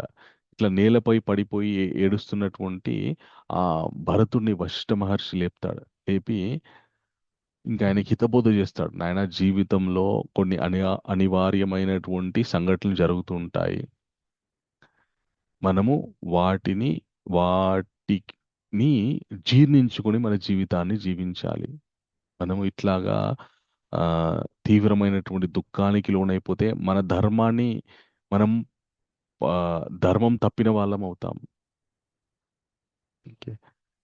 ఆ, ఈ మనుష్యుడికి ఆకలి, ఈ దప్పిక, సుఖము దుఃఖము, జననం మరణం అనేవి ఇవన్నిటికీ సర్వసాధారణం.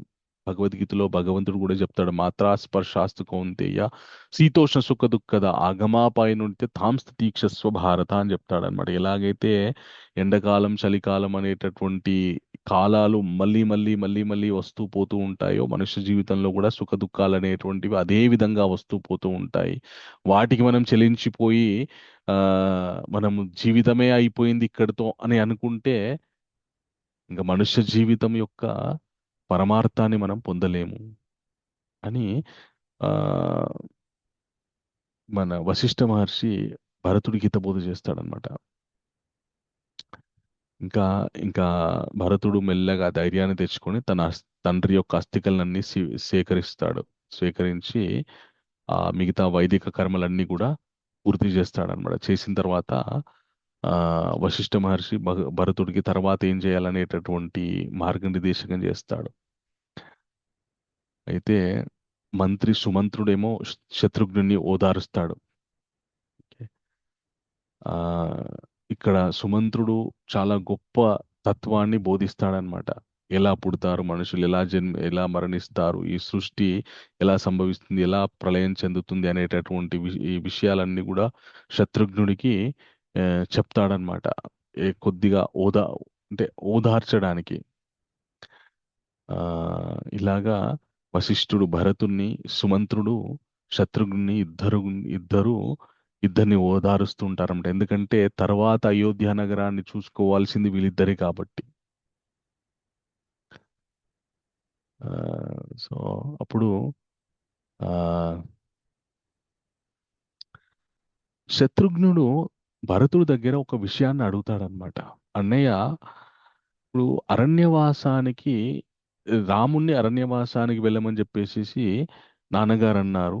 రాముడికి తోడుగా లక్ష్మణుడు వెళ్ళాడు. అంతటి పరాక్రమవంతుడైనటువంటి లక్ష్మణుడు రాముణ్ణి అడవులకు పంపే సమయంలో తండ్రి దశరథుణ్ణి ఎందుకు అడ్డుకోలేకపోయాడు? మన నాన్నగారు రాజు స్త్రీ యొక్క వ్యామోహంలో పడి ధర్మం తప్పినప్పుడు లక్ష్మణుడే హెచ్చరించి ఆపి ఉండాల్సింది కదా. లక్ష్మణుడు ఎందుకు ఆపలేకపోయాడు? ఎందుకంటే లక్ష్మణుడు గురించి తెలుసు. లక్ష్మణుడు శత్రుఘ్నుడు ఇద్దరు అన్నదమ్ములు. ఓకే, కానీ లక్ష్మణుడు రాముడితో ఉంటాడు, శత్రుఘ్నుడు భరతుడితో ఉంటాడు.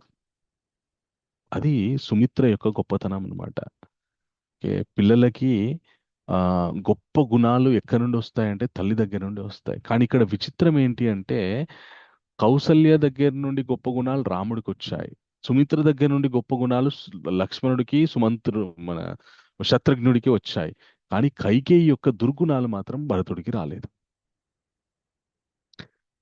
తల్లి ఎంత దుర్మార్గురాలైనప్పటికీ కూడా ఆ భరతుడికి మాత్రం ఆ గుణాలు రాలేదు. ఎందుకు రాలేదు చెప్పండి?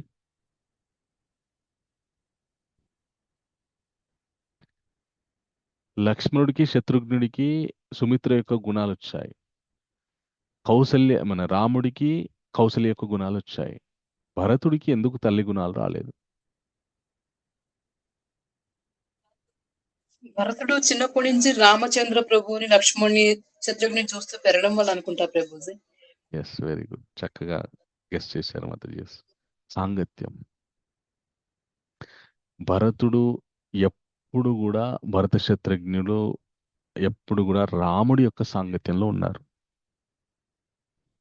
ఓకే, సో ఆ రాముడి యొక్క సాంగత్యం, రాముడితో ఆ అనుబంధాన్ని అనుభవిస్తూ భరతుడు ఎప్పుడు రాముడితో ఉన్నాడు కాబట్టి ఆయనకి తల్లి యొక్క గుణాలు రాలేదు.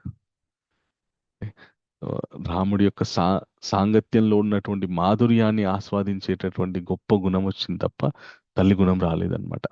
శత్రుఘ్నుడు మాత్రం అడుగుతాడు, ఎందుకు లక్ష్మణుడు ఆపలేదు? లక్ష్మణుడు చాలా ఆవేశపరుడు, కానీ ఆ ఆవేశానికి ఆనకట్టే ఏంటంటే రాముడు. ఎలాగైతే సముద్రానికి చెలియని కట్ట అని ఒక గీత ఉంటుందో, సముద్రం అది దాటి ఊర్ల మీదకి రాదు. ఎంత సముద్రంలో ఎన్ని నీళ్ళు నిండినప్పటికీ కూడా, ఎంత వర్షం పడ్డప్పటికీ కూడా ఒక పరిమితి ఉంటుంది. ఆ పరిమితి దాటి సముద్రం ఊర్ల మీదకి రాదు. అది దైవ నిర్ణయం. అలాగే లక్ష్మణుడి యొక్క ఆవేశానికి కూడా రాముడు చెలియని కట్టె లాంటి వాడు అనమాట. ఇప్పుడు శత్రుఘ్నుడు భరతుడు మాట్లాడుకుంటూ ఉంటారనమాట. ఈ అప్పుడు ఏం జరుగుతుందంటే, ఈ సమస్త నష్టానికి కారణమైనటువంటి దుర్మార్గురాలైనటువంటి కుబ్జ మందర మంచి విలువైనటువంటి ఆభరణాలు ధరించి చక్కగా అలంకరించుకొని రాజద్వారం వద్ద కనిపిస్తుందన్నమాట. ఆ, అప్పుడు వాల్మీకి మహర్షి ఏమని వర్ణిస్తారంటే, ఆ మందర ఎలా ఉంది అంటే తాడుతోటి కట్టినటువంటి కోతిలాగా ఉంది అని చెప్తారనమాట. కోతికి తాడు, నువ్వు ఎంత విలువైనటువంటి తాడు కట్టినా కూడా కోతికి అది అలంకారం అవుతుందా? ఆ తాడే ఎప్పటికైనా కూడా అవునండి. దానికి, అది ఎప్పటికైనా కోతికి అదొక తాడే. కానీ కోతి నాకు చాలా విలువైనటువంటిది వెండి తాడు కట్టారు, బంగారం తాడు కట్టారు నాకు, లేదంటే నాకు రత్నాలతో కూడుకున్నటువంటి తాడు కట్టారు అని సంతోషిస్తే దానిలో ఏమైనా సంతోషం ఉందా? అదంతా వృధా ప్రయాస అదంతా. అట్లా ఈ మందర కూడా చక్కగా అలంకరించుకొని రాజద్వారం దగ్గర కనిపిస్తుంది అనమాట. అప్పుడు శత్రుఘ్నుడికి ఆ మందరను చూసి తీవ్రమైనటువంటి ఆవేశం పొంది వృద్ధురాలు కుబ్జ అని కూడా ఆలోచించకుండా ఈడ్చుకొని వచ్చి భరతుని ముందు పడేస్తాడనమాట. ఇంత వినాశనానికి, దశరథ మహారాజు మరణానికి, రామచంద్రమూర్తి అరణ్యవాసానికి వెళ్ళడానికి ఏ, ఆజ్యం పోసింది ఈ మందర. ఈమె యొక్క కుతంత్రంతో కూడుకున్నటువంటి మాటలకి ప్రభావితమై కైకేయి దారుణానికి ఒడిగట్టింది. కైకేయి దుష్ట స్వభావురాలు అయినప్పటికీ కూడా రాముడి మీద ఎంతో ప్రేమ ఉంది, ప్రీతి ఉంది. రాముడి యొక్క గొప్పతనమే అదనమాట. దుర్మార్గుల యొక్క మనస్సును కూడా గెలుచుకున్నటువంటి గొప్ప ఆ, వ్యక్తి రామచంద్రమూర్తి. ఇంకా ఈ మందరను ఈడ్చి పడేస్తాడనమాట. అప్పుడు మందర భయపడిపోతుంది, గజ గజ గజ గజ వణుకుతుంది. వణికి ఆ కౌసల్యాదేవి ఇంకా మిగతా వాళ్ళ యొక్క శరణు కోరుతుంది. ఇక శత్రుఘ్నుడు మందరనే కాదు, కైకేయిని కూడా తీవ్రమైనటువంటి మాటలతోటి దూషిస్తాడు. అప్పుడు కైకేయి భయపడిపోయి భరతుడు వెనకాల వెళ్ళి దాక్కుంటుంది అనమాట. అప్పుడు భరత్ ఇక శత్రుఘ్నుడి యొక్క ఆవేశం ఎలా ఉంటుందంటే, లక్ష్మణుడు శత్రుఘ్నుడు ఇద్దరు అన్నదమ్ములు కాబట్టి ఇద్దరికి తీవ్రమైనటువంటి ఆవేశం ఉంటుంది. రాముడు ఎలాగైతే లక్ష్మణుని ఆపాడో భరతుడు కూడా శత్రుఘ్నుడిని అదే విధంగా ఆపుతాడనమాట. ఏమంటే, ఆయన శత్రుఘ్న, స్త్రీలు ఎల్లప్పుడూ చంపదగని వారు. ధర్మాత్ముడైనటువంటి రాముడు ఒకవేళ మనం స్త్రీ హింస చేస్తే ఆయన తట్టుకోలేడు, ఆయన కోప్పడతాడు. రాముడు మందలిస్తాడు, రాముడికి నచ్చదు కాబట్టి నేను వీళ్ళని ఉపేక్షిస్తున్నాను. ఆ ఒక్క కారణం చేత వీళ్ళని నేను ఉపేక్షిస్తున్నాను తప్ప నువ్వు కాదు, నేనే వీళ్ళని చంపేవాణ్ణి అని చెప్పి హెచ్చరిస్తాడనమాట. కేవలం రాముడి యొక్క అనుగ్రహాన్ని మనం కోల్పోతాం, స్త్రీ హింస చేశామనేటటువంటి ఒక విషయం రాముడికి తెలిస్తే నచ్చదు ఆయనకి, కాబట్టి నేను వీళ్ళని ఉపేక్షిస్తున్నాను, దయచేసి నువ్వు కూడా వీళ్ళని అదే విధంగా ఉపేక్షించు. రాముడికి నచ్చని పని మనం ఎప్పుడూ చేయకూడదని చెప్పేసి ఆ భరతుడు శత్రుఘ్నుడి యొక్క ఆవేశాన్ని ఆపుతాడనమాట. ఇంకా 13 రోజుల కార్యక్రమం అయిపోయిన తర్వాత 14వ రోజు ఉదయాన్నే ఆ రాజ ప్రముఖులందరూ కూడా వశిష్ఠాది గురువులు సభగా ఒక పెద్ద సభను ఏర్పాటు చేస్తారనమాట. ఏర్పాటు చేసి భరతునితో చెప్తారనమాట, దశరథ మహారాజు స్వర్గస్థులయ్యారు, రాముడు లక్ష్మణుడు అడవులకి వెళ్ళారు, రాజ్యం అనాథ కాకూడదు, పట్టాభిషేకానికి కావలసిన సమస్త సంభారాలు సిద్ధంగా ఉన్నాయి, నువ్వు ఈ సింహాసనాన్ని అధిష్ఠించి మమ్మల్ని పాలించు అని అభ్యర్థిస్తారనమాట.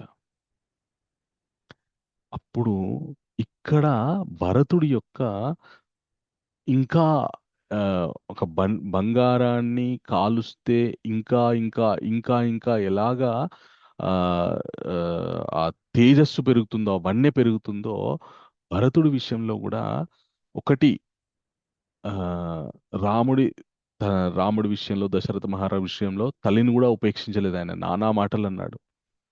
ఇప్పుడు మనుష్యుడికి చాలా కఠినమైనటువంటి పరీక్ష ఏంటి అంటే భోగభాగ్యాల యొక్క ప్రస్తావన. భోగభాగ్యాల గురించి మనుష్యుడు భోగభాగ్యాలు అనుభవించడానికి జీవిస్తూ ఉంటాడు. తన జీవితం మొత్తం భోగభాగ్యాలు అనుభవించడానికే ఖర్చు పెట్టేస్తూ ఉంటాడు. కాబట్టి భోగభాగ్యాల ప్రస్తావన వచ్చినప్పుడు మనుష్యుడు ఏ స్థితిలో ఉన్నప్పటికీ కూడా భవిష్యత్తులో ఏమో అవసరం రావచ్చేమో అనేటటువంటి భవిష్యత్ ప్రణాళికని, అసలు భవిష్యత్తు అంత దూరం అతను బ్రతుకుతాడా లేదా అనేటటువంటి నమ్మకం ఉన్నా లేకపోయినా కూడా ఏమో నేను ఒకవేళ బ్రతికితే నాకు ఇవన్నీ అవసరం వస్తాయో అనేటటువంటి భావనతోటి భోగాలని, మన ఆ, సంపదని, ధనాన్ని, పేరు, మన ఆ పదవిని కాపాడుకోవడానికి ప్రయత్నిస్తాడనమాట. కానీ భరతుడు మాత్రం ఏం చేశాడంటే ఆ మంత్రులు తెచ్చినటువంటి పట్టాభిషేక సంహారాలు భరతుడు భక్తితోటి ప్రదక్షిణ చేస్తాడు. ఆ రాజ్యాన్ని పరిపాలించడానికి, స్వీకరించడానికి ఆయన నిరాకరిస్తాడు. ఇక్ష్వాకు వంశాచారం ప్రకారం పెద్దవాడైన రాముడే రాజు కావాలి, నేను సింహాసనాన్ని ఎక్కడం అధర్మం అని స్పష్టం చేస్తాడనమాట. తండ్రి లేడు, అన్న లేడు, ఆ, అక్కడ ఉన్నటువంటి వాళ్ళందరూ కూడా ఏకగ్రీవంగా భరతుడు రాజ్యాన్ని పరిపాలించాలి అనేటటువంటి నమ్మకంతో భరతుడికి ఆ అవకాశాన్ని ఇచ్చారు. ఆయన మాత్రం ఒక పరస్త్రీ మన ఇంటికి వచ్చిందనుకోండి, వస్తే ఆ స్త్రీని ఎంత గౌరవంగా మనము ఆ ఆదరిస్తామో ఆ విధంగా ఆ రాజ్యము, ఆ పదవి అనేటటువంటి స్త్రీని భరతుడు ఆ విధంగా ఆదరించాడు తప్ప అనుభవించాలని అనుకోలేదు. అది భరతుడి యొక్క పాత్ర ఆ ఈ రామాయణంలో చాలా ఆదర్శనీయమైనటువంటి పాత్ర అన్నమాట. రాముడి తర్వాత అంతటి, ఒక విధంగా చెప్పాలి అంటే అంత ధర్మైక మూర్తి భరతుడు. భక్తుడికి, ఒక భగవద్భక్తి సాధన చేసేటటువంటి భక్తుడికి చాలా ఆదర్శప్రాయణీయమైనటువంటి వ్యక్తి అన్నమాట. భగవంతుడికి దూరం అయితే ఏ విధంగా, లక్ష్మణుడు పాపం రాముడు వెంట వెళ్ళిపోయాడు, కొద్దిసేపు బాధపడ్డాడు, నాన్నని తిట్టాడు, అమ్మని మన కైకేయిని మాటలు అన్నాడు, వెళ్ళిపోయాడు రాముడితోటి, ఇంకా నాకు నువ్వే సర్వస్వం అని చెప్పేసి. భరతుడు ఆ విరహ వేదన ఏదైతే ఉందో దాన్ని అనుభవిస్తూ, రామచంద్రమూర్తి అడవులకు వెళ్ళిపోయాడు, మా నాన్నగారు లేరని మళ్ళీ మళ్ళీ మళ్ళీ మళ్ళీ ఏడుస్తూ ఏడుస్తూ ఉండిపోయాడు భరతుడు. ఎంత భక్తి ఉందో రామచంద్రమూర్తికి అతని ఆ విరహంలో అర్థమవుతుంది. అప్పుడు భరతుడు అందరి ముందు ప్రతిజ్ఞ చేస్తాడనమాట. చతురంగ బలాలతోటి అడవికి వెళ్తాను, అడవిలోనే రామునికి పట్టాభిషేకం చేసి గౌరవంగా అయోధ్యకి తీసుకొస్తాను, రామునికి బదులుగా నేను 14 సంవత్సరాలు అరణ్యవాసం చేస్తాను, నా తల్లి కైకేయి కోరికని ఎప్పటికీ నెరవేరనివ్వను అని ప్రతిజ్ఞ చేస్తాడనమాట. ఈ ప్రతిజ్ఞ చేయడానికి చాలా ధైర్యం ఉండాలి. అదేదో ఆవేశంతో కూడుకున్నటువంటి ప్రతిజ్ఞ కాదు ఆయన చేసింది. ముందు తెలుస్తుంది మనకి ఆయన చేసినటువంటి ప్రతిజ్ఞని ఏ విధంగా పాలించాడనేటువంటి. అప్పుడు ఇంకా భరతుడు చెప్తాడనమాట, నా తల్లి ఏ విధంగా అయితే కోరుకుందో ఆ, నేను పట్టాభిషేకం చేసుకొని రాజునవ్వాలని, అది మాత్రం నేను నెరవేరనివ్వను, నా తల్లి కోరిక మాత్రం నెరవేరని. పుత్రుడు తన తల్లి కోరుకున్నటువంటి కోరిక నెరవేర్చడానికి తన సాయశక్తులా ప్రయత్నిస్తాడు. కానీ ఇక్కడ భరతుడి విషయంలో మాత్రము అది మాత్రం నేను నెరవేరనివ్వను, తల్లి కోరికకు వ్యతిరేకంగా నేను జీవిస్తానని చెప్పేసి ప్రతిజ్ఞ చేస్తాడు. ఎందుకంటే అంతే, భగవంతుడి గురించి, నా రామచంద్రమూర్తికి నేను శరణాగతుణ్ణి, నా రామచంద్రమూర్తి గురించి తల్లి తండ్రా నాకు అనవసరం, నా స్వామి సాంగత్యం నాకు కావాలి, నా స్వామి శరణంలో నేను ఉంటాను, ఆయన శరణంలో నేను ఉండడానికి ఎవరొడ్డొచ్చినా కూడా వాళ్ళని నేను పట్టించుకోను.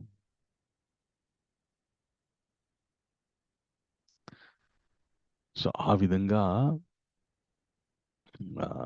ఆ విధంగా భరతుడు ప్రతిజ్ఞ చేస్తాడనమాట. చేసి ఇంకా రాజ్యంలో ఉన్నటువంటి సైనికులకి, మంత్రులకి, సామంత రాజులు వీళ్ళందరికీ కూడా ఆజ్ఞ చేస్తాడనమాట. ఏమనంటే, రాముడిని కలవడానికి మనం వెళ్తున్నాం. రాముణ్ణి కలవడానికి వెళ్ళేటటువంటి మార్గము సుగమంగా ఉండాలి. అడవిలో ఎలాంటి ఆ ఇబ్బందులు జరగకూడదు. రాముణ్ణి మనమందరం కలవడానికి వెళ్ళే దారి ఈ చాలా చక్కగా ఉండాలి. ఎవరికి ఎలాంటి ఇబ్బంది కలగదు.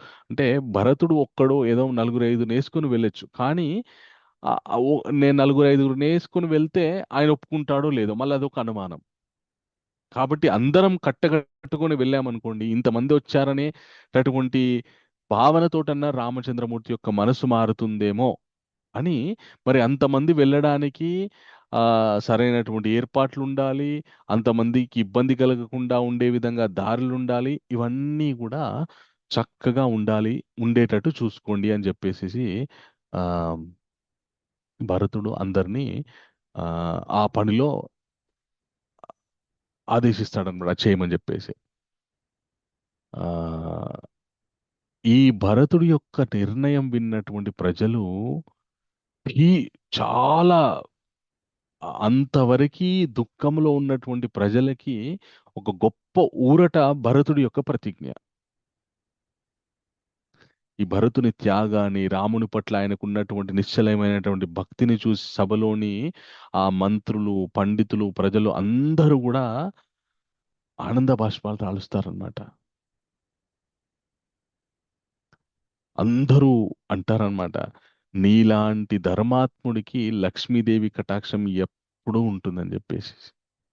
ఇది చాలా ముఖ్యమైనటువంటి విషయం అన్నమాట.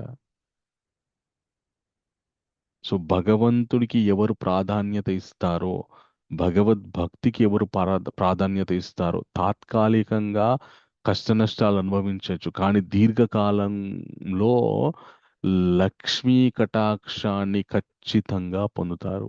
నేను స్వ అనుభవంతో చెప్తున్నాను. భగవద్భక్తికి ఎవరైతే ప్రాధాన్యత ఇస్తారో వారికి ఉండేటటువంటి ఆర్థిక, ఆరోగ్య ఇబ్బందులు ఏవైతే ఉన్నాయో అవి వాళ్ళ ప్రమేయం లేకుండానే అవన్నీ కూడా తీరిపోతాయి అన్నమాట. ఇంకా మనం భయపడాల్సినటువంటి అవసరం లేదు, బాధపడాల్సినటువంటి అవసరం లేదు. సో భరతుడు ఇప్పుడు ఒక విషయం ఆలోచించండి. భరతుడికి నాకు రాజ్యం వద్దని చెప్పేసి రాముడికే ఇది చెందుతుంది, నాది కాదని చెప్పేసి ఆయన ఇచ్చాడు. రామచంద్రమూర్తి వచ్చి పరిపాలించాలంటే, ఒక రాజ్యాన్ని పరిపాలించాలంటే రాజుకి నమ్మకస్తులైనటువంటి వాళ్ళు కావాలి. భరతుడు నమ్మకస్తుడా కాదా? అత్యంత నమ్మకస్తుడు. ఇప్పుడు రాముడు ఏం చేస్తాడు? భరతుడికి కొన్ని ప్రాంతాలు ఇచ్చి పరిపాలించును అని చెప్పేస్తాడు.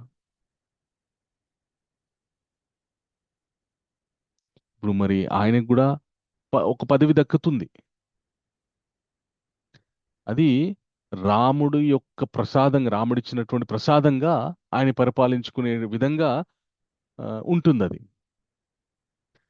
అందు గురించని నా రాముడు ఉంటే చాలు, నాకు సర్వం ఉన్నట్టే. రాముడు లేడు, ఏమీ లేదు. ఎన్ని ఉన్నా రాముడు లేడు అంటే ఏమీ లేవు. ఏది లేకున్నా రాముడు ఉన్నాడంటే అన్నీ ఉన్నట్టే అని భరతుడి యొక్క లాజిక్ ప్రిన్సిపల్ అన్నమాట. మనం కూడా భరతుడి నుంచి ఆ విషయాన్ని గ్రహించాలి. జీవితంలో భక్తి చేస్తున్నాం, భక్తుల సాంగత్యంలో ఉన్నాం, ఏమున్నా లేకున్నా కాలక్రమంలో ఖచ్చితంగా వస్తాయండి. మనం భయపడాల్సిన పని లేదు.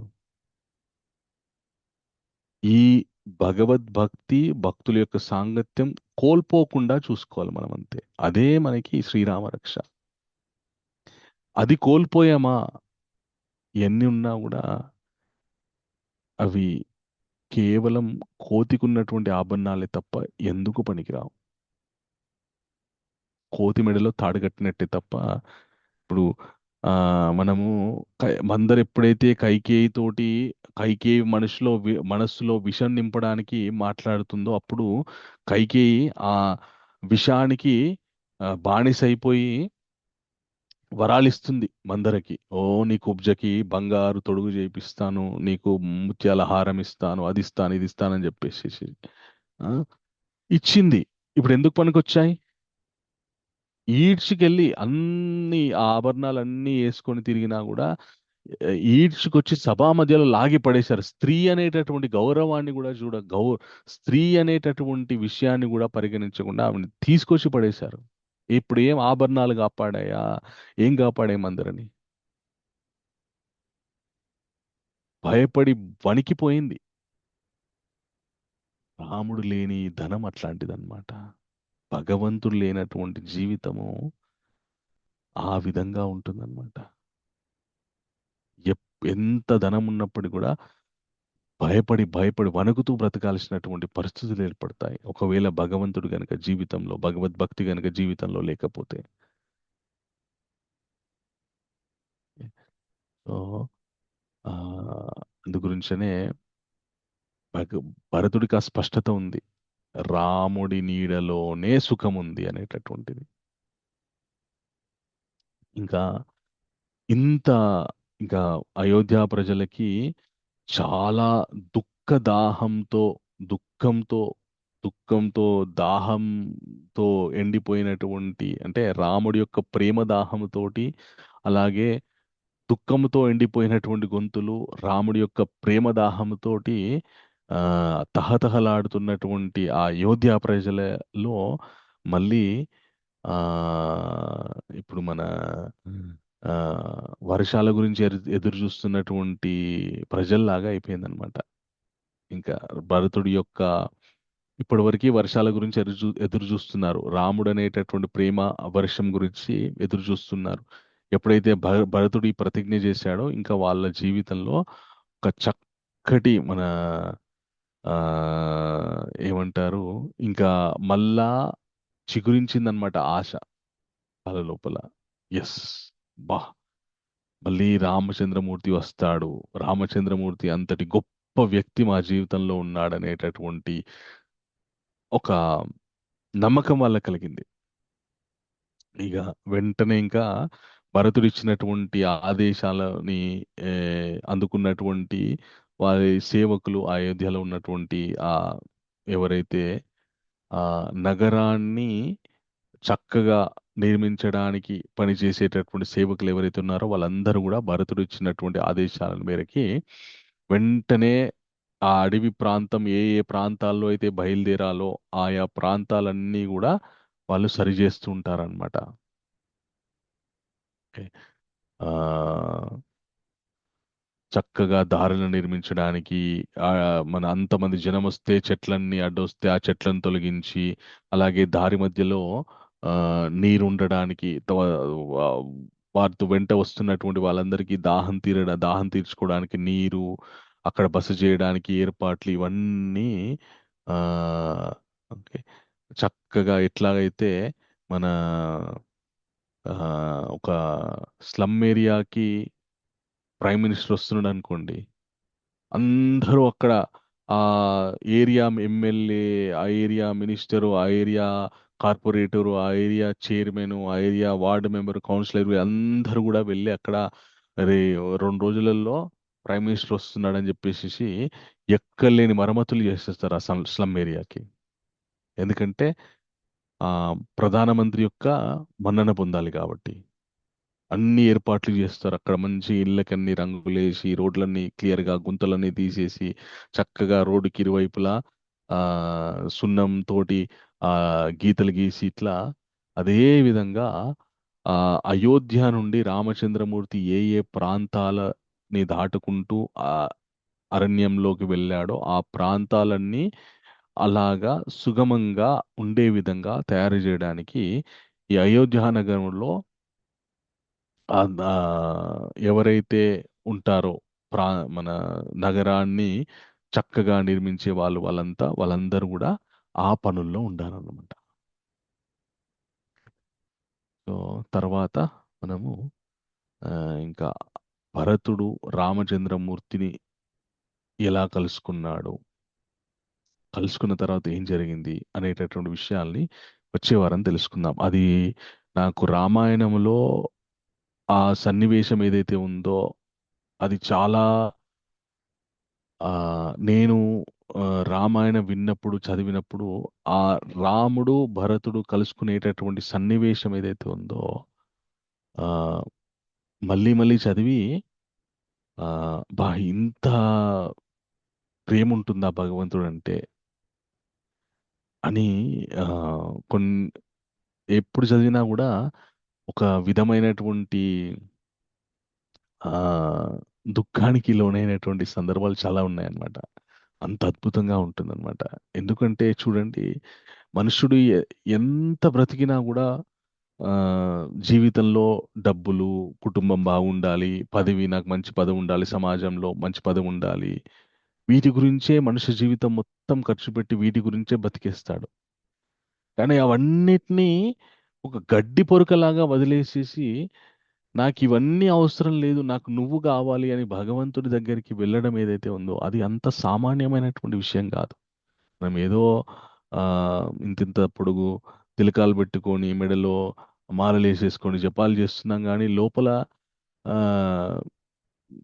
నేను బాగుండాలి, మా కుటుంబం బాగుండాలి, ఆ నాకు ఎలాంటి ఆర్థిక ఇబ్బందులు ఉండకూడదు, ఇవే కోరికలు ఉంటాయి తప్ప ఏమైనా పర్వాలేదు, ఏ అడ్డంకులు వచ్చినా పర్వాలేదు స్వామి, నీ మీద నిశ్చలమైనటువంటి భక్తి, నీ పాదముల మీద నిశ్చలమైనటువంటి భక్తి ఉండాలి అని కోరుకోవడం చాలా కష్టం. భయంతో భక్తి చేస్తుంటాం చాలా మంది. అంటే మీరని కాదు కానీ నాలాంటి వాళ్ళు భయంతో మళ్ళీ జీవితంలో మనిషి జీవితంలో భక్తి చేయాలని చెప్పారు. భక్తి చేయడమే మనుష్య జీవితం యొక్క ప్రథమ లక్ష్యం, మన లక్ష్యం అని చెప్పారు శాస్త్రాల్లో. చేయకపోతే మళ్ళీ ఏ ఇబ్బందులు పడతామో అనేటటువంటి భయంతో కాదు. ఆ భగవంతుడంటే ప్రేమ, భగవంతుడంటే ఒక ఆ తీవ్రమైనటువంటి ఆసక్తి, ఇష్టం. ఆయన గుణగణాలను నచ్చి, ఆయన యొక్క వ్యక్తిత్వం నచ్చి, ఆయన సాంగత్యం నచ్చి, ఆయన భక్తులతో సాంగత్యం నచ్చి భక్తి చేయడం అనేటువంటిది అది చాలా అరుదు.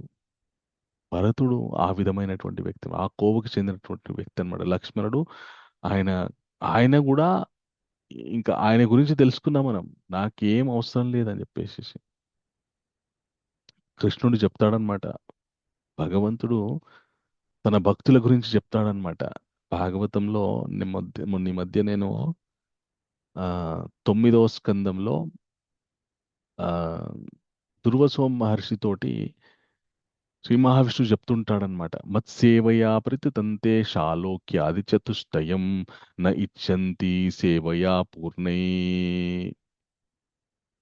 కుతోన్యస్ కాల విప్లుతాం అంటాడనమాట. కుతోన్యత్ కాల విప్లుతాం అంటాడనమాట. నా భక్తులు నా సేవ చేస్తూ నా అనుగ్రహము, నా ప్రేమ పొందడానికి ఎంత సిద్ధమై ఉంటారు అంటే చివరికి వాళ్ళు శాలోక్యాది చతుష్టయం, సాలోక్యాది చతుష్టయాన్ని కూడా పరిత్యజిస్తారు. అంటే సాలోక్యాది చతుష్టయం అంటే మనకి 5 రకాలైనటువంటి ముక్తులు ఉన్నాయి. సాలోక్య, సారూప్య, సామీప్య, సారిష్టి, సాయుజ్య. ఓకే, ఈ మనుషుడు భౌతిక ప్రపంచంలో ఉండేటటువంటి భోగభాగ్యాల గురించి జీవించేవాడు ఒక కేటగిరీ. భౌతిక ప్రపంచంలో అలాగే శరీరాన్ని వదిలిపెట్టిన తర్వాత స్వర్గాది భోగాదులను అనుభవించాలడానికి జీవించేటటువంటి వాడు ఒక కేటగిరీ. తర్వాత ఇవన్నీ వద్దు, నేను ముక్తి చెందాలి, నేను ఏ బ్రహ్మ సాయుధ్యం పొందడమో, ఏదో ఈ శరీరంలో నుండి ముక్తి పొందడమో, ఆ ముక్తి గురించి పరితపించి ముక్తి గురించి జీవించేవాడు ఒక కేటగిరీ. ఆ తర్వాత భగవంతుడి లోకాలని చేరుకోవడానికి ఆ సాధన చేసేటటువంటి వాడు ఒక కేటగిరీ. కానీ ఆ భగవంతుడి యొక్క శుద్ధ భక్తులు అంటే ఎలా ఉంటారంటే మత్సేవయా ప్రతితంతే శాలోక్యాది చతుష్టయం నా ఇచ్చంతి సేవయా పూర్ణై కుతోన్యత్ కాల విప్లుతాం అంటాడనమాట. భక్తులు ఎలా ఉంటారంటే దుర్వాస వాళ్ళకి ఈ సాలోక్య సారూప్య సామీప్య సారిష్టి సాయుజ ముక్తులతో కూడా వాళ్ళకి పని లేదు. వాళ్ళు ఆ వాటితోటే వాటి గురించే వాళ్ళు ఆలోచించరు. అలాంటిది ఈ సేవ చేస్తే వాళ్ళకి ఆ అది యాదృచ్ఛికంగా సం ఈ భోగభాగ్యాలు అనేటువంటివి వచ్చేస్తూ ఉంటాయి. స్వర్గలోకాలు ఇవన్నీ భూ మన భూలోకంలో భోగభాగ్యాలు ఇవన్నీ వచ్చేస్తుంటాయి. వాటి గురించి ఎందుకు ఆలోచిస్తారయ్యా నా భక్తులు? 5 రకాలైనటువంటి ముక్తి గురించే ఆలోచించరు. అలాంటిది ఈ తుచ్చమైనటువంటి భౌతిక భోగభాగ్యాల గురించి ఎందుకు ఆలోచిస్తారయ్యా నా భక్తులు? నా భక్తి చేస్తే ఈ 5 రకాలైనటువంటి ముక్తికి చాలా సులభంగా అర్హులైపోతారు. అర్హత పొందేస్తారు. వాటికే అర్హత పొందినటువంటి వాళ్ళకి ఇవి ఒక లెక్కనా? ఈ భోగభాగ్యాలు ఒక లెక్కనా? అట్లా ఉంటారయ్యా నా భక్తులు అని చెప్పేసి దుర్వాస మహర్షికి శ్రీ మహావిష్ణువు చెప్తాడనమాట. భరతుడు అదే విధంగా అన్నమాట. ఏం అవసరం లేదు. లక్ష్మణుడు భరతుడు ఆ కేటగిరీకి చెందినటువంటి వాళ్ళు అనమాట. ఏం అవసరం లేదు. భోగభాగ్యాలు అవసరం లేదు. ముక్తి ముక్తి పదాలు అవసరం లేదు. కేవలం రాముడి యొక్క సేవ అంతే. ఈ ఈ గొప్ప విషయాన్ని మనం రామాయణం ద్వారా అర్థం చేసుకోవాలన్నమాట. శ్రీరాముడికి ప్రత్యేకత ఇచ్చాడు భరతుడు. రాముడికి ఇంపార్టెన్స్ ఇచ్చాడు భరతుడు. అప్పటి వరకు భరతుణ్ణి శత్రువులాగా చూసినటువంటి అయోధ్య ప్రజలు భరతుడి గురించి ఇదంతా జరిగింది, కైకేయి భరతుడి గురించి ఇదంతా చేసిందని నిందించినటువంటి వాళ్ళంతా కూడా ఒక్కసారిగా భరతుడంటే ఒక గొప్ప వ్యక్తిగా వాళ్ళ మనసును నిలిచిపోయాడు.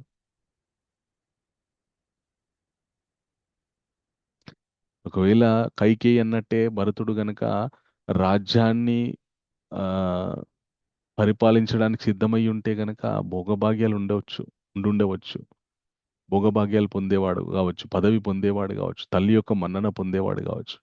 కానీ ప్రజల దృష్టిలో మాత్రం ఎప్పటికైనా ఒక విలన్ అయిపోయి ఉండేవాడు భరతుడు. కానీ భరతుడు ఒక్క మాటతోటి, ఒక్క ప్రతిజ్ఞతోటి మనసు దోచేసుకున్నాడు. అక్కడ ఉన్నటువంటి అయోధ్య ప్రజలందరి యొక్క మనసు దోచేసుకున్నాడు. రాజ్యం అవసరం లేదు, నా తల్లి కోరిక నెరవేర్చను, రాముడి బదులు నేను 14 సంవత్సరాలు అరణ్యవాసం చేస్తాను, రాముణ్ణి మళ్ళీ అయోధ్యకు తీసుకొస్తాను, అది పట్టాభిషేకం చేయిస్తాను అని చెప్పేసి ఆ ప్రతిజ్ఞ వల్ల ఒక చరిత్రలోనే, రామాయణ చరిత్రలోనే ఒక చిరస్మరణీయమైనటువంటి వ్యక్తిగా నిలిచిపోయాడు భరతుడు. అది భరతుడి యొక్క గొప్పతనం. ఆయన గురించి ఎంత చెప్పినా కూడా భా అంటేనే గొప్ప వెలుగు. భగవద్భక్తి అనేటటువంటి వెలుగుని తన శరీరంలో కణకణంలో నింపుకున్నటువంటి వ్యక్తి భరతుడు అనమాట. ఆ భరతుడు తర్వాత ఏం చేశాడు అనేటటువంటి విషయాన్ని వచ్చే వారం మనము తెలుసుకోవడానికి ప్రయత్నం చేద్దాం. రామచంద్రమూర్తి యొక్క కృప వల్ల, వాల్మీకి మహర్షి యొక్క కృప వల్ల ఏం సంఘటనలు జరిగాయి అనేటటువంటి విషయాన్ని మళ్ళీ మనము వచ్చే వారం తెలుసుకుందాం. మనం ఈరోజు దాదాపు 80వ సర్గ వరకు మనము చర్చించుకున్నాం రామాయణంలో. 81వ సర్గ నుండి మళ్ళీ వచ్చే వారం కొనసాగిద్దాం. ఓకే, హరే కృష్ణ. ఎవరికైనా ఏమైనా ప్రశ్నలు ఉంటే అడగండి.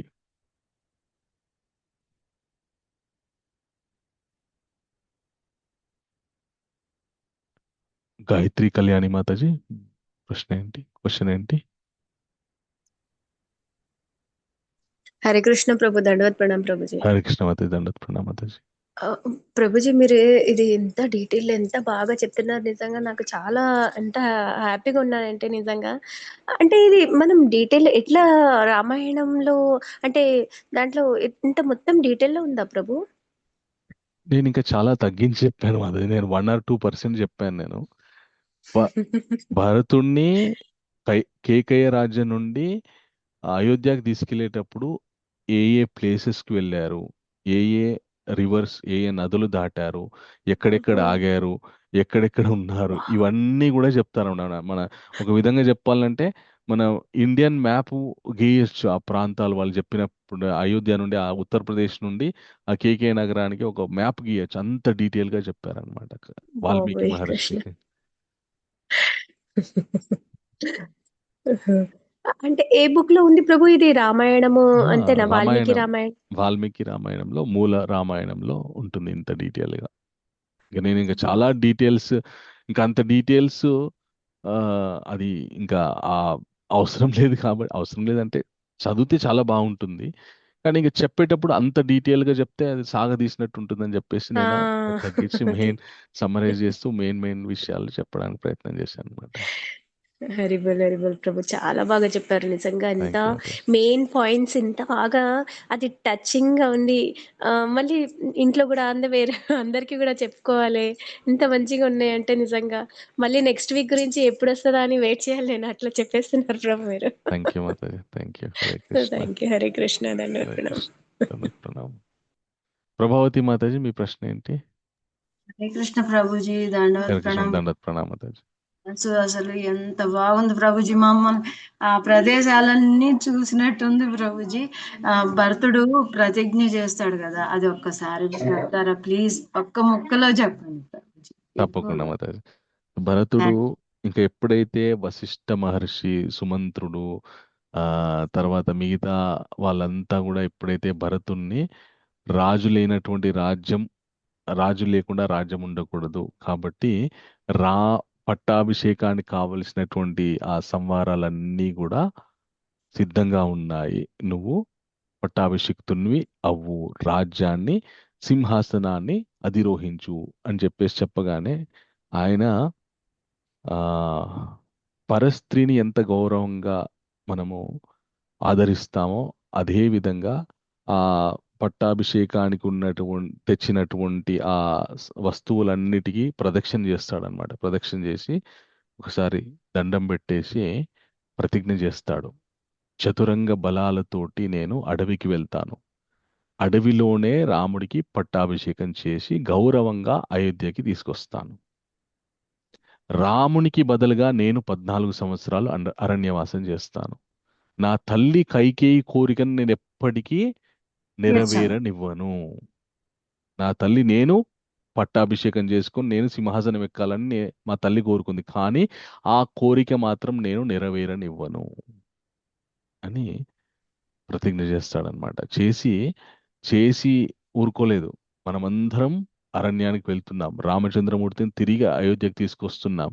కాబట్టి ఆ రామచంద్రమూర్తి ఉన్నటువంటి చోటుకి వెళ్ళడానికి మార్గాన్ని, రోడ్ని మీరంతా కూడా క్లియర్ చేయండి అని చెప్తాడనమాట. ఆ ప్రతిజ్ఞ చేసి ఇన్స్ట్రక్షన్ కూడా ఇచ్చేస్తాడు.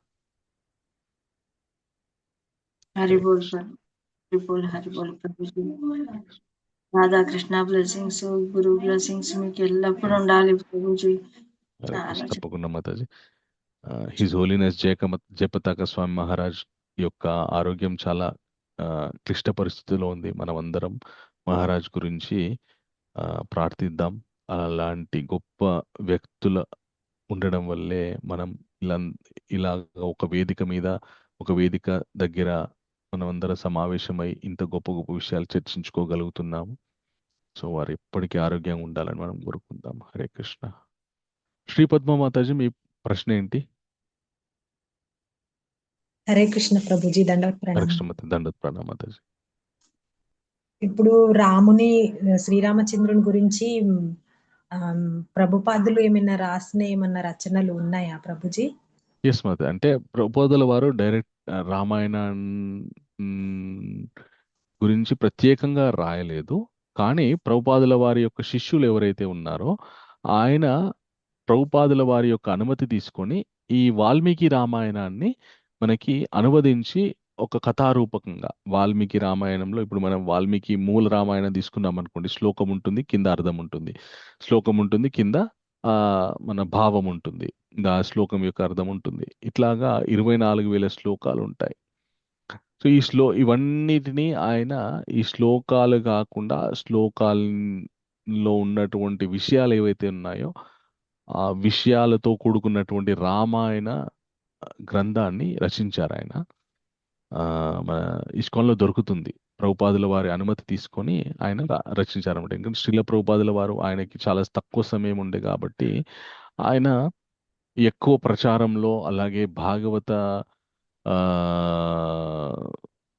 అనువాదంలోనే గడిపారు. ఆయన రామాయణం గురించి ఎక్కువ రచించలేకపోయారు. కానీ ఆయన ముఖ్యమైనటువంటి శిష్యుడు, ఆయన పేరు నాకు గుర్తు రావట్లేదు, వారు మాత్రం రామాయణాన్ని యాజ్ ఇట్ ఈస్, వాల్మీకి రామాయణంలో ఉన్న ఏ విషయాలు అయితే ఉన్నాయో యాజ్ ఇట్ ఈస్ ఆయన ట్రాన్స్లేట్ చేసి ఇంగ్లీష్లో, తెలుగులో ఇచ్చారు మనకి. అంటే మనం చదువుకోవడానికి ఇప్పుడు అవి ఈజీగా చదువుకోవచ్చు కదా ప్రభుజీ? ఈజీగా చదువుకోవచ్చు. ఇస్కాన్ టెంపుల్స్ లో దొరుకుతుంది కదా ప్రభుజీ? ఎస్ మాతాజీ. నేను అక్కడ కూడా దొరుకుతుందా ప్రభుజీ? నేను ఫస్ట్ టైం నేను రామాయణం చదివింది ఆ మన శిల ప్రభుపాదుల గారి యొక్క శిష్యుడు రచించినటువంటి పుస్తకం నుండే రామాయణం చదివి. ఈ మధ్య అంటే మూల రామాయణాన్ని రిఫర్ చేస్తూ చెప్తున్నాను, కానీ ఫస్ట్ నేను రామాయణం ఆ పుస్తకంనే 3-4 సార్లు చదివాను అనమాట. చాలా అద్భుతమైనటువంటి విషయం. అండ్ జీవితంలో ఎప్పుడైనా నాకు క్లిష్ట పరిస్థితులు ఏర్పడ్డాయి, చాలా ఇబ్బందులు ఏర్పడ్డాయి, ఖచ్చితంగా రామాయణాన్ని చదువుతాను నేను. ప్రభుజీ, ఇది చాలా రోజుల నుండి ఉండే డౌట్ ప్రభుజీ. అడుగుదాం అనుకుని ఈ రోజు ధైర్యం చేశాను ప్రభుజీ. అంటే మనము ఈ పరంపరలు ఇట్లా రాసిన అయితే చదివితే కొంచెం మనకు అది ఎక్కువ లాభం ఉంటది కదా ప్రభుజీ, అందుకే అడిగాను. థ్యాంక్ యూ ప్రభుజీ, ధన్యవాదాలు. ధన్యవాదాలు. సిహెచ్ లక్ష్మీ మాతాజీ, మీ ప్రశ్న ఏంటి మాతాజీ? ప్రభుజీ దండవత్ ప్రణామం. మాతాజీ. ప్రభుజీ, ఎప్పట్లాగే రామాయణం చక్కగా ఎంతో శాంతంగా గంభీరంగా సాగింది ఈ రోజు. మళ్ళీ ఎక్కడైనా మేము కన్ను రెప్పేస్తే ఆ కంటి రెప్ప శబ్దంలో కూడా ఎక్కడ మిస్ అయిపోతామో పదం అన్నంత, పిన్ డ్రాప్ సైలెన్స్ అన్నంత దీంట్లో విన్నాం ప్రభుజీ. చక్కగా చాలా హాయిగా ఉంది. దశరథ మహారాజు యొక్క అంతిమ సంస్కారాలు చాలా బాధాకరంగా ఉన్నాయి, ఫీల్ అయినట్టుగా మాకు అనిపించింది నిజంగా. అయితే భరతుడు రాజ్యపానం చేయవలసి వచ్చినప్పుడు ఆయన వయసు ఎంత ప్రభుజీ? అలాగే రామచంద్ర ప్రభువుల వయసు కూడా, అరణ్యాలకు వెళ్ళేటప్పుడు ఆయన వయస్సు కూడా వయస్సు అంటే స్పెసిఫిక్ గా మెన్షన్ చేయలేదు. కానీ ఎప్పుడైతే రామచంద్రమూర్తి మన విశ్వామిత్ర మహర్షితో ఆయన వెళ్ళాడు మన యజ్ఞాన్ని రక్షించడానికి, అప్పుడు రామచంద్రమూర్తి దాదాపు 12 సంవత్సరాలు ఏదో అనుకున్నాం. 14 సంవత్సరాలు రామచంద్రమూర్తి, 14 సంవత్సరాల వయస్సు. అప్పుడు 14 సంవత్సరాల వయసులో రామచంద్రమూర్తికి పెళ్ళైపోయింది. పెళ్ళైపోయిన తర్వాత కొంతకాలం చాలా చక్కగా గడిపారు. సో రామచంద్రమూర్తి వీళ్ళంతా కూడా అప్పుడు 20, 25, 26 ఆ మధ్యలోనే ఉన్నారనమాట, వయస్సులోనే ఉన్నారు. అంత యువకులే. అలాగే భరతుని వయసు కూడా అంతే. Thank you Prabhuji. పవని మాత చెప్తున్నారు, ఆయన శిల ప్రభుపాదుల వారి యొక్క శిష్యుడు ఎవరైతే రామాయణాన్ని అనువదించారో ఆయన పేరు విద్వాన్ గౌరంగదాస్ ప్రభుజీ. నాకు సరిగా గుర్తులేదు మాతాజీ, బట్ ఎస్ అయి ఉండొచ్చు. ఏమని చెప్తున్నారంటే, ఈయన జయపతాక స్వామీజీ, పూరిని జయపతాక స్వామి వాళ్ళ disciple, and Jayapataka Swami is a disciple of Srila Prabhupada, కాబట్టి ఆయన అన్నట్టు చెప్పారు. కృష్ణ ధన్యవాదం. ఓకే, హరే కృష్ణ ధన్యవాదం. చాలా సంతోషం. ఇంకా మళ్ళీ వచ్చే వారం కలుసుకుందాం తర్వాత కథాక్రమాన్ని తెలుసుకోవడానికి. అప్పటి వరకు హరే కృష్ణ. శ్రీరామ జయ రామ జయ జయ రామ. హరే కృష్ణ. వంచాకల్పతరోభ్యశ్చ కృపా సింధుభ్యశ్చ పతితానాం భావనేభ్యో వైష్ణవేభ్యో నమో నమః. ప్రణామ్ ప్రభుజీ. హరే కృష్ణ. హరే కృష్ణ ప్రభుజీ. ప్రభుజీ. ధన్యవాదాలు. హరే హరే కృష్ణ ప్రభుజీ चलो కృష్ణ ప్రభుజీ దండవత్ ప్రణామం. प्रणाम।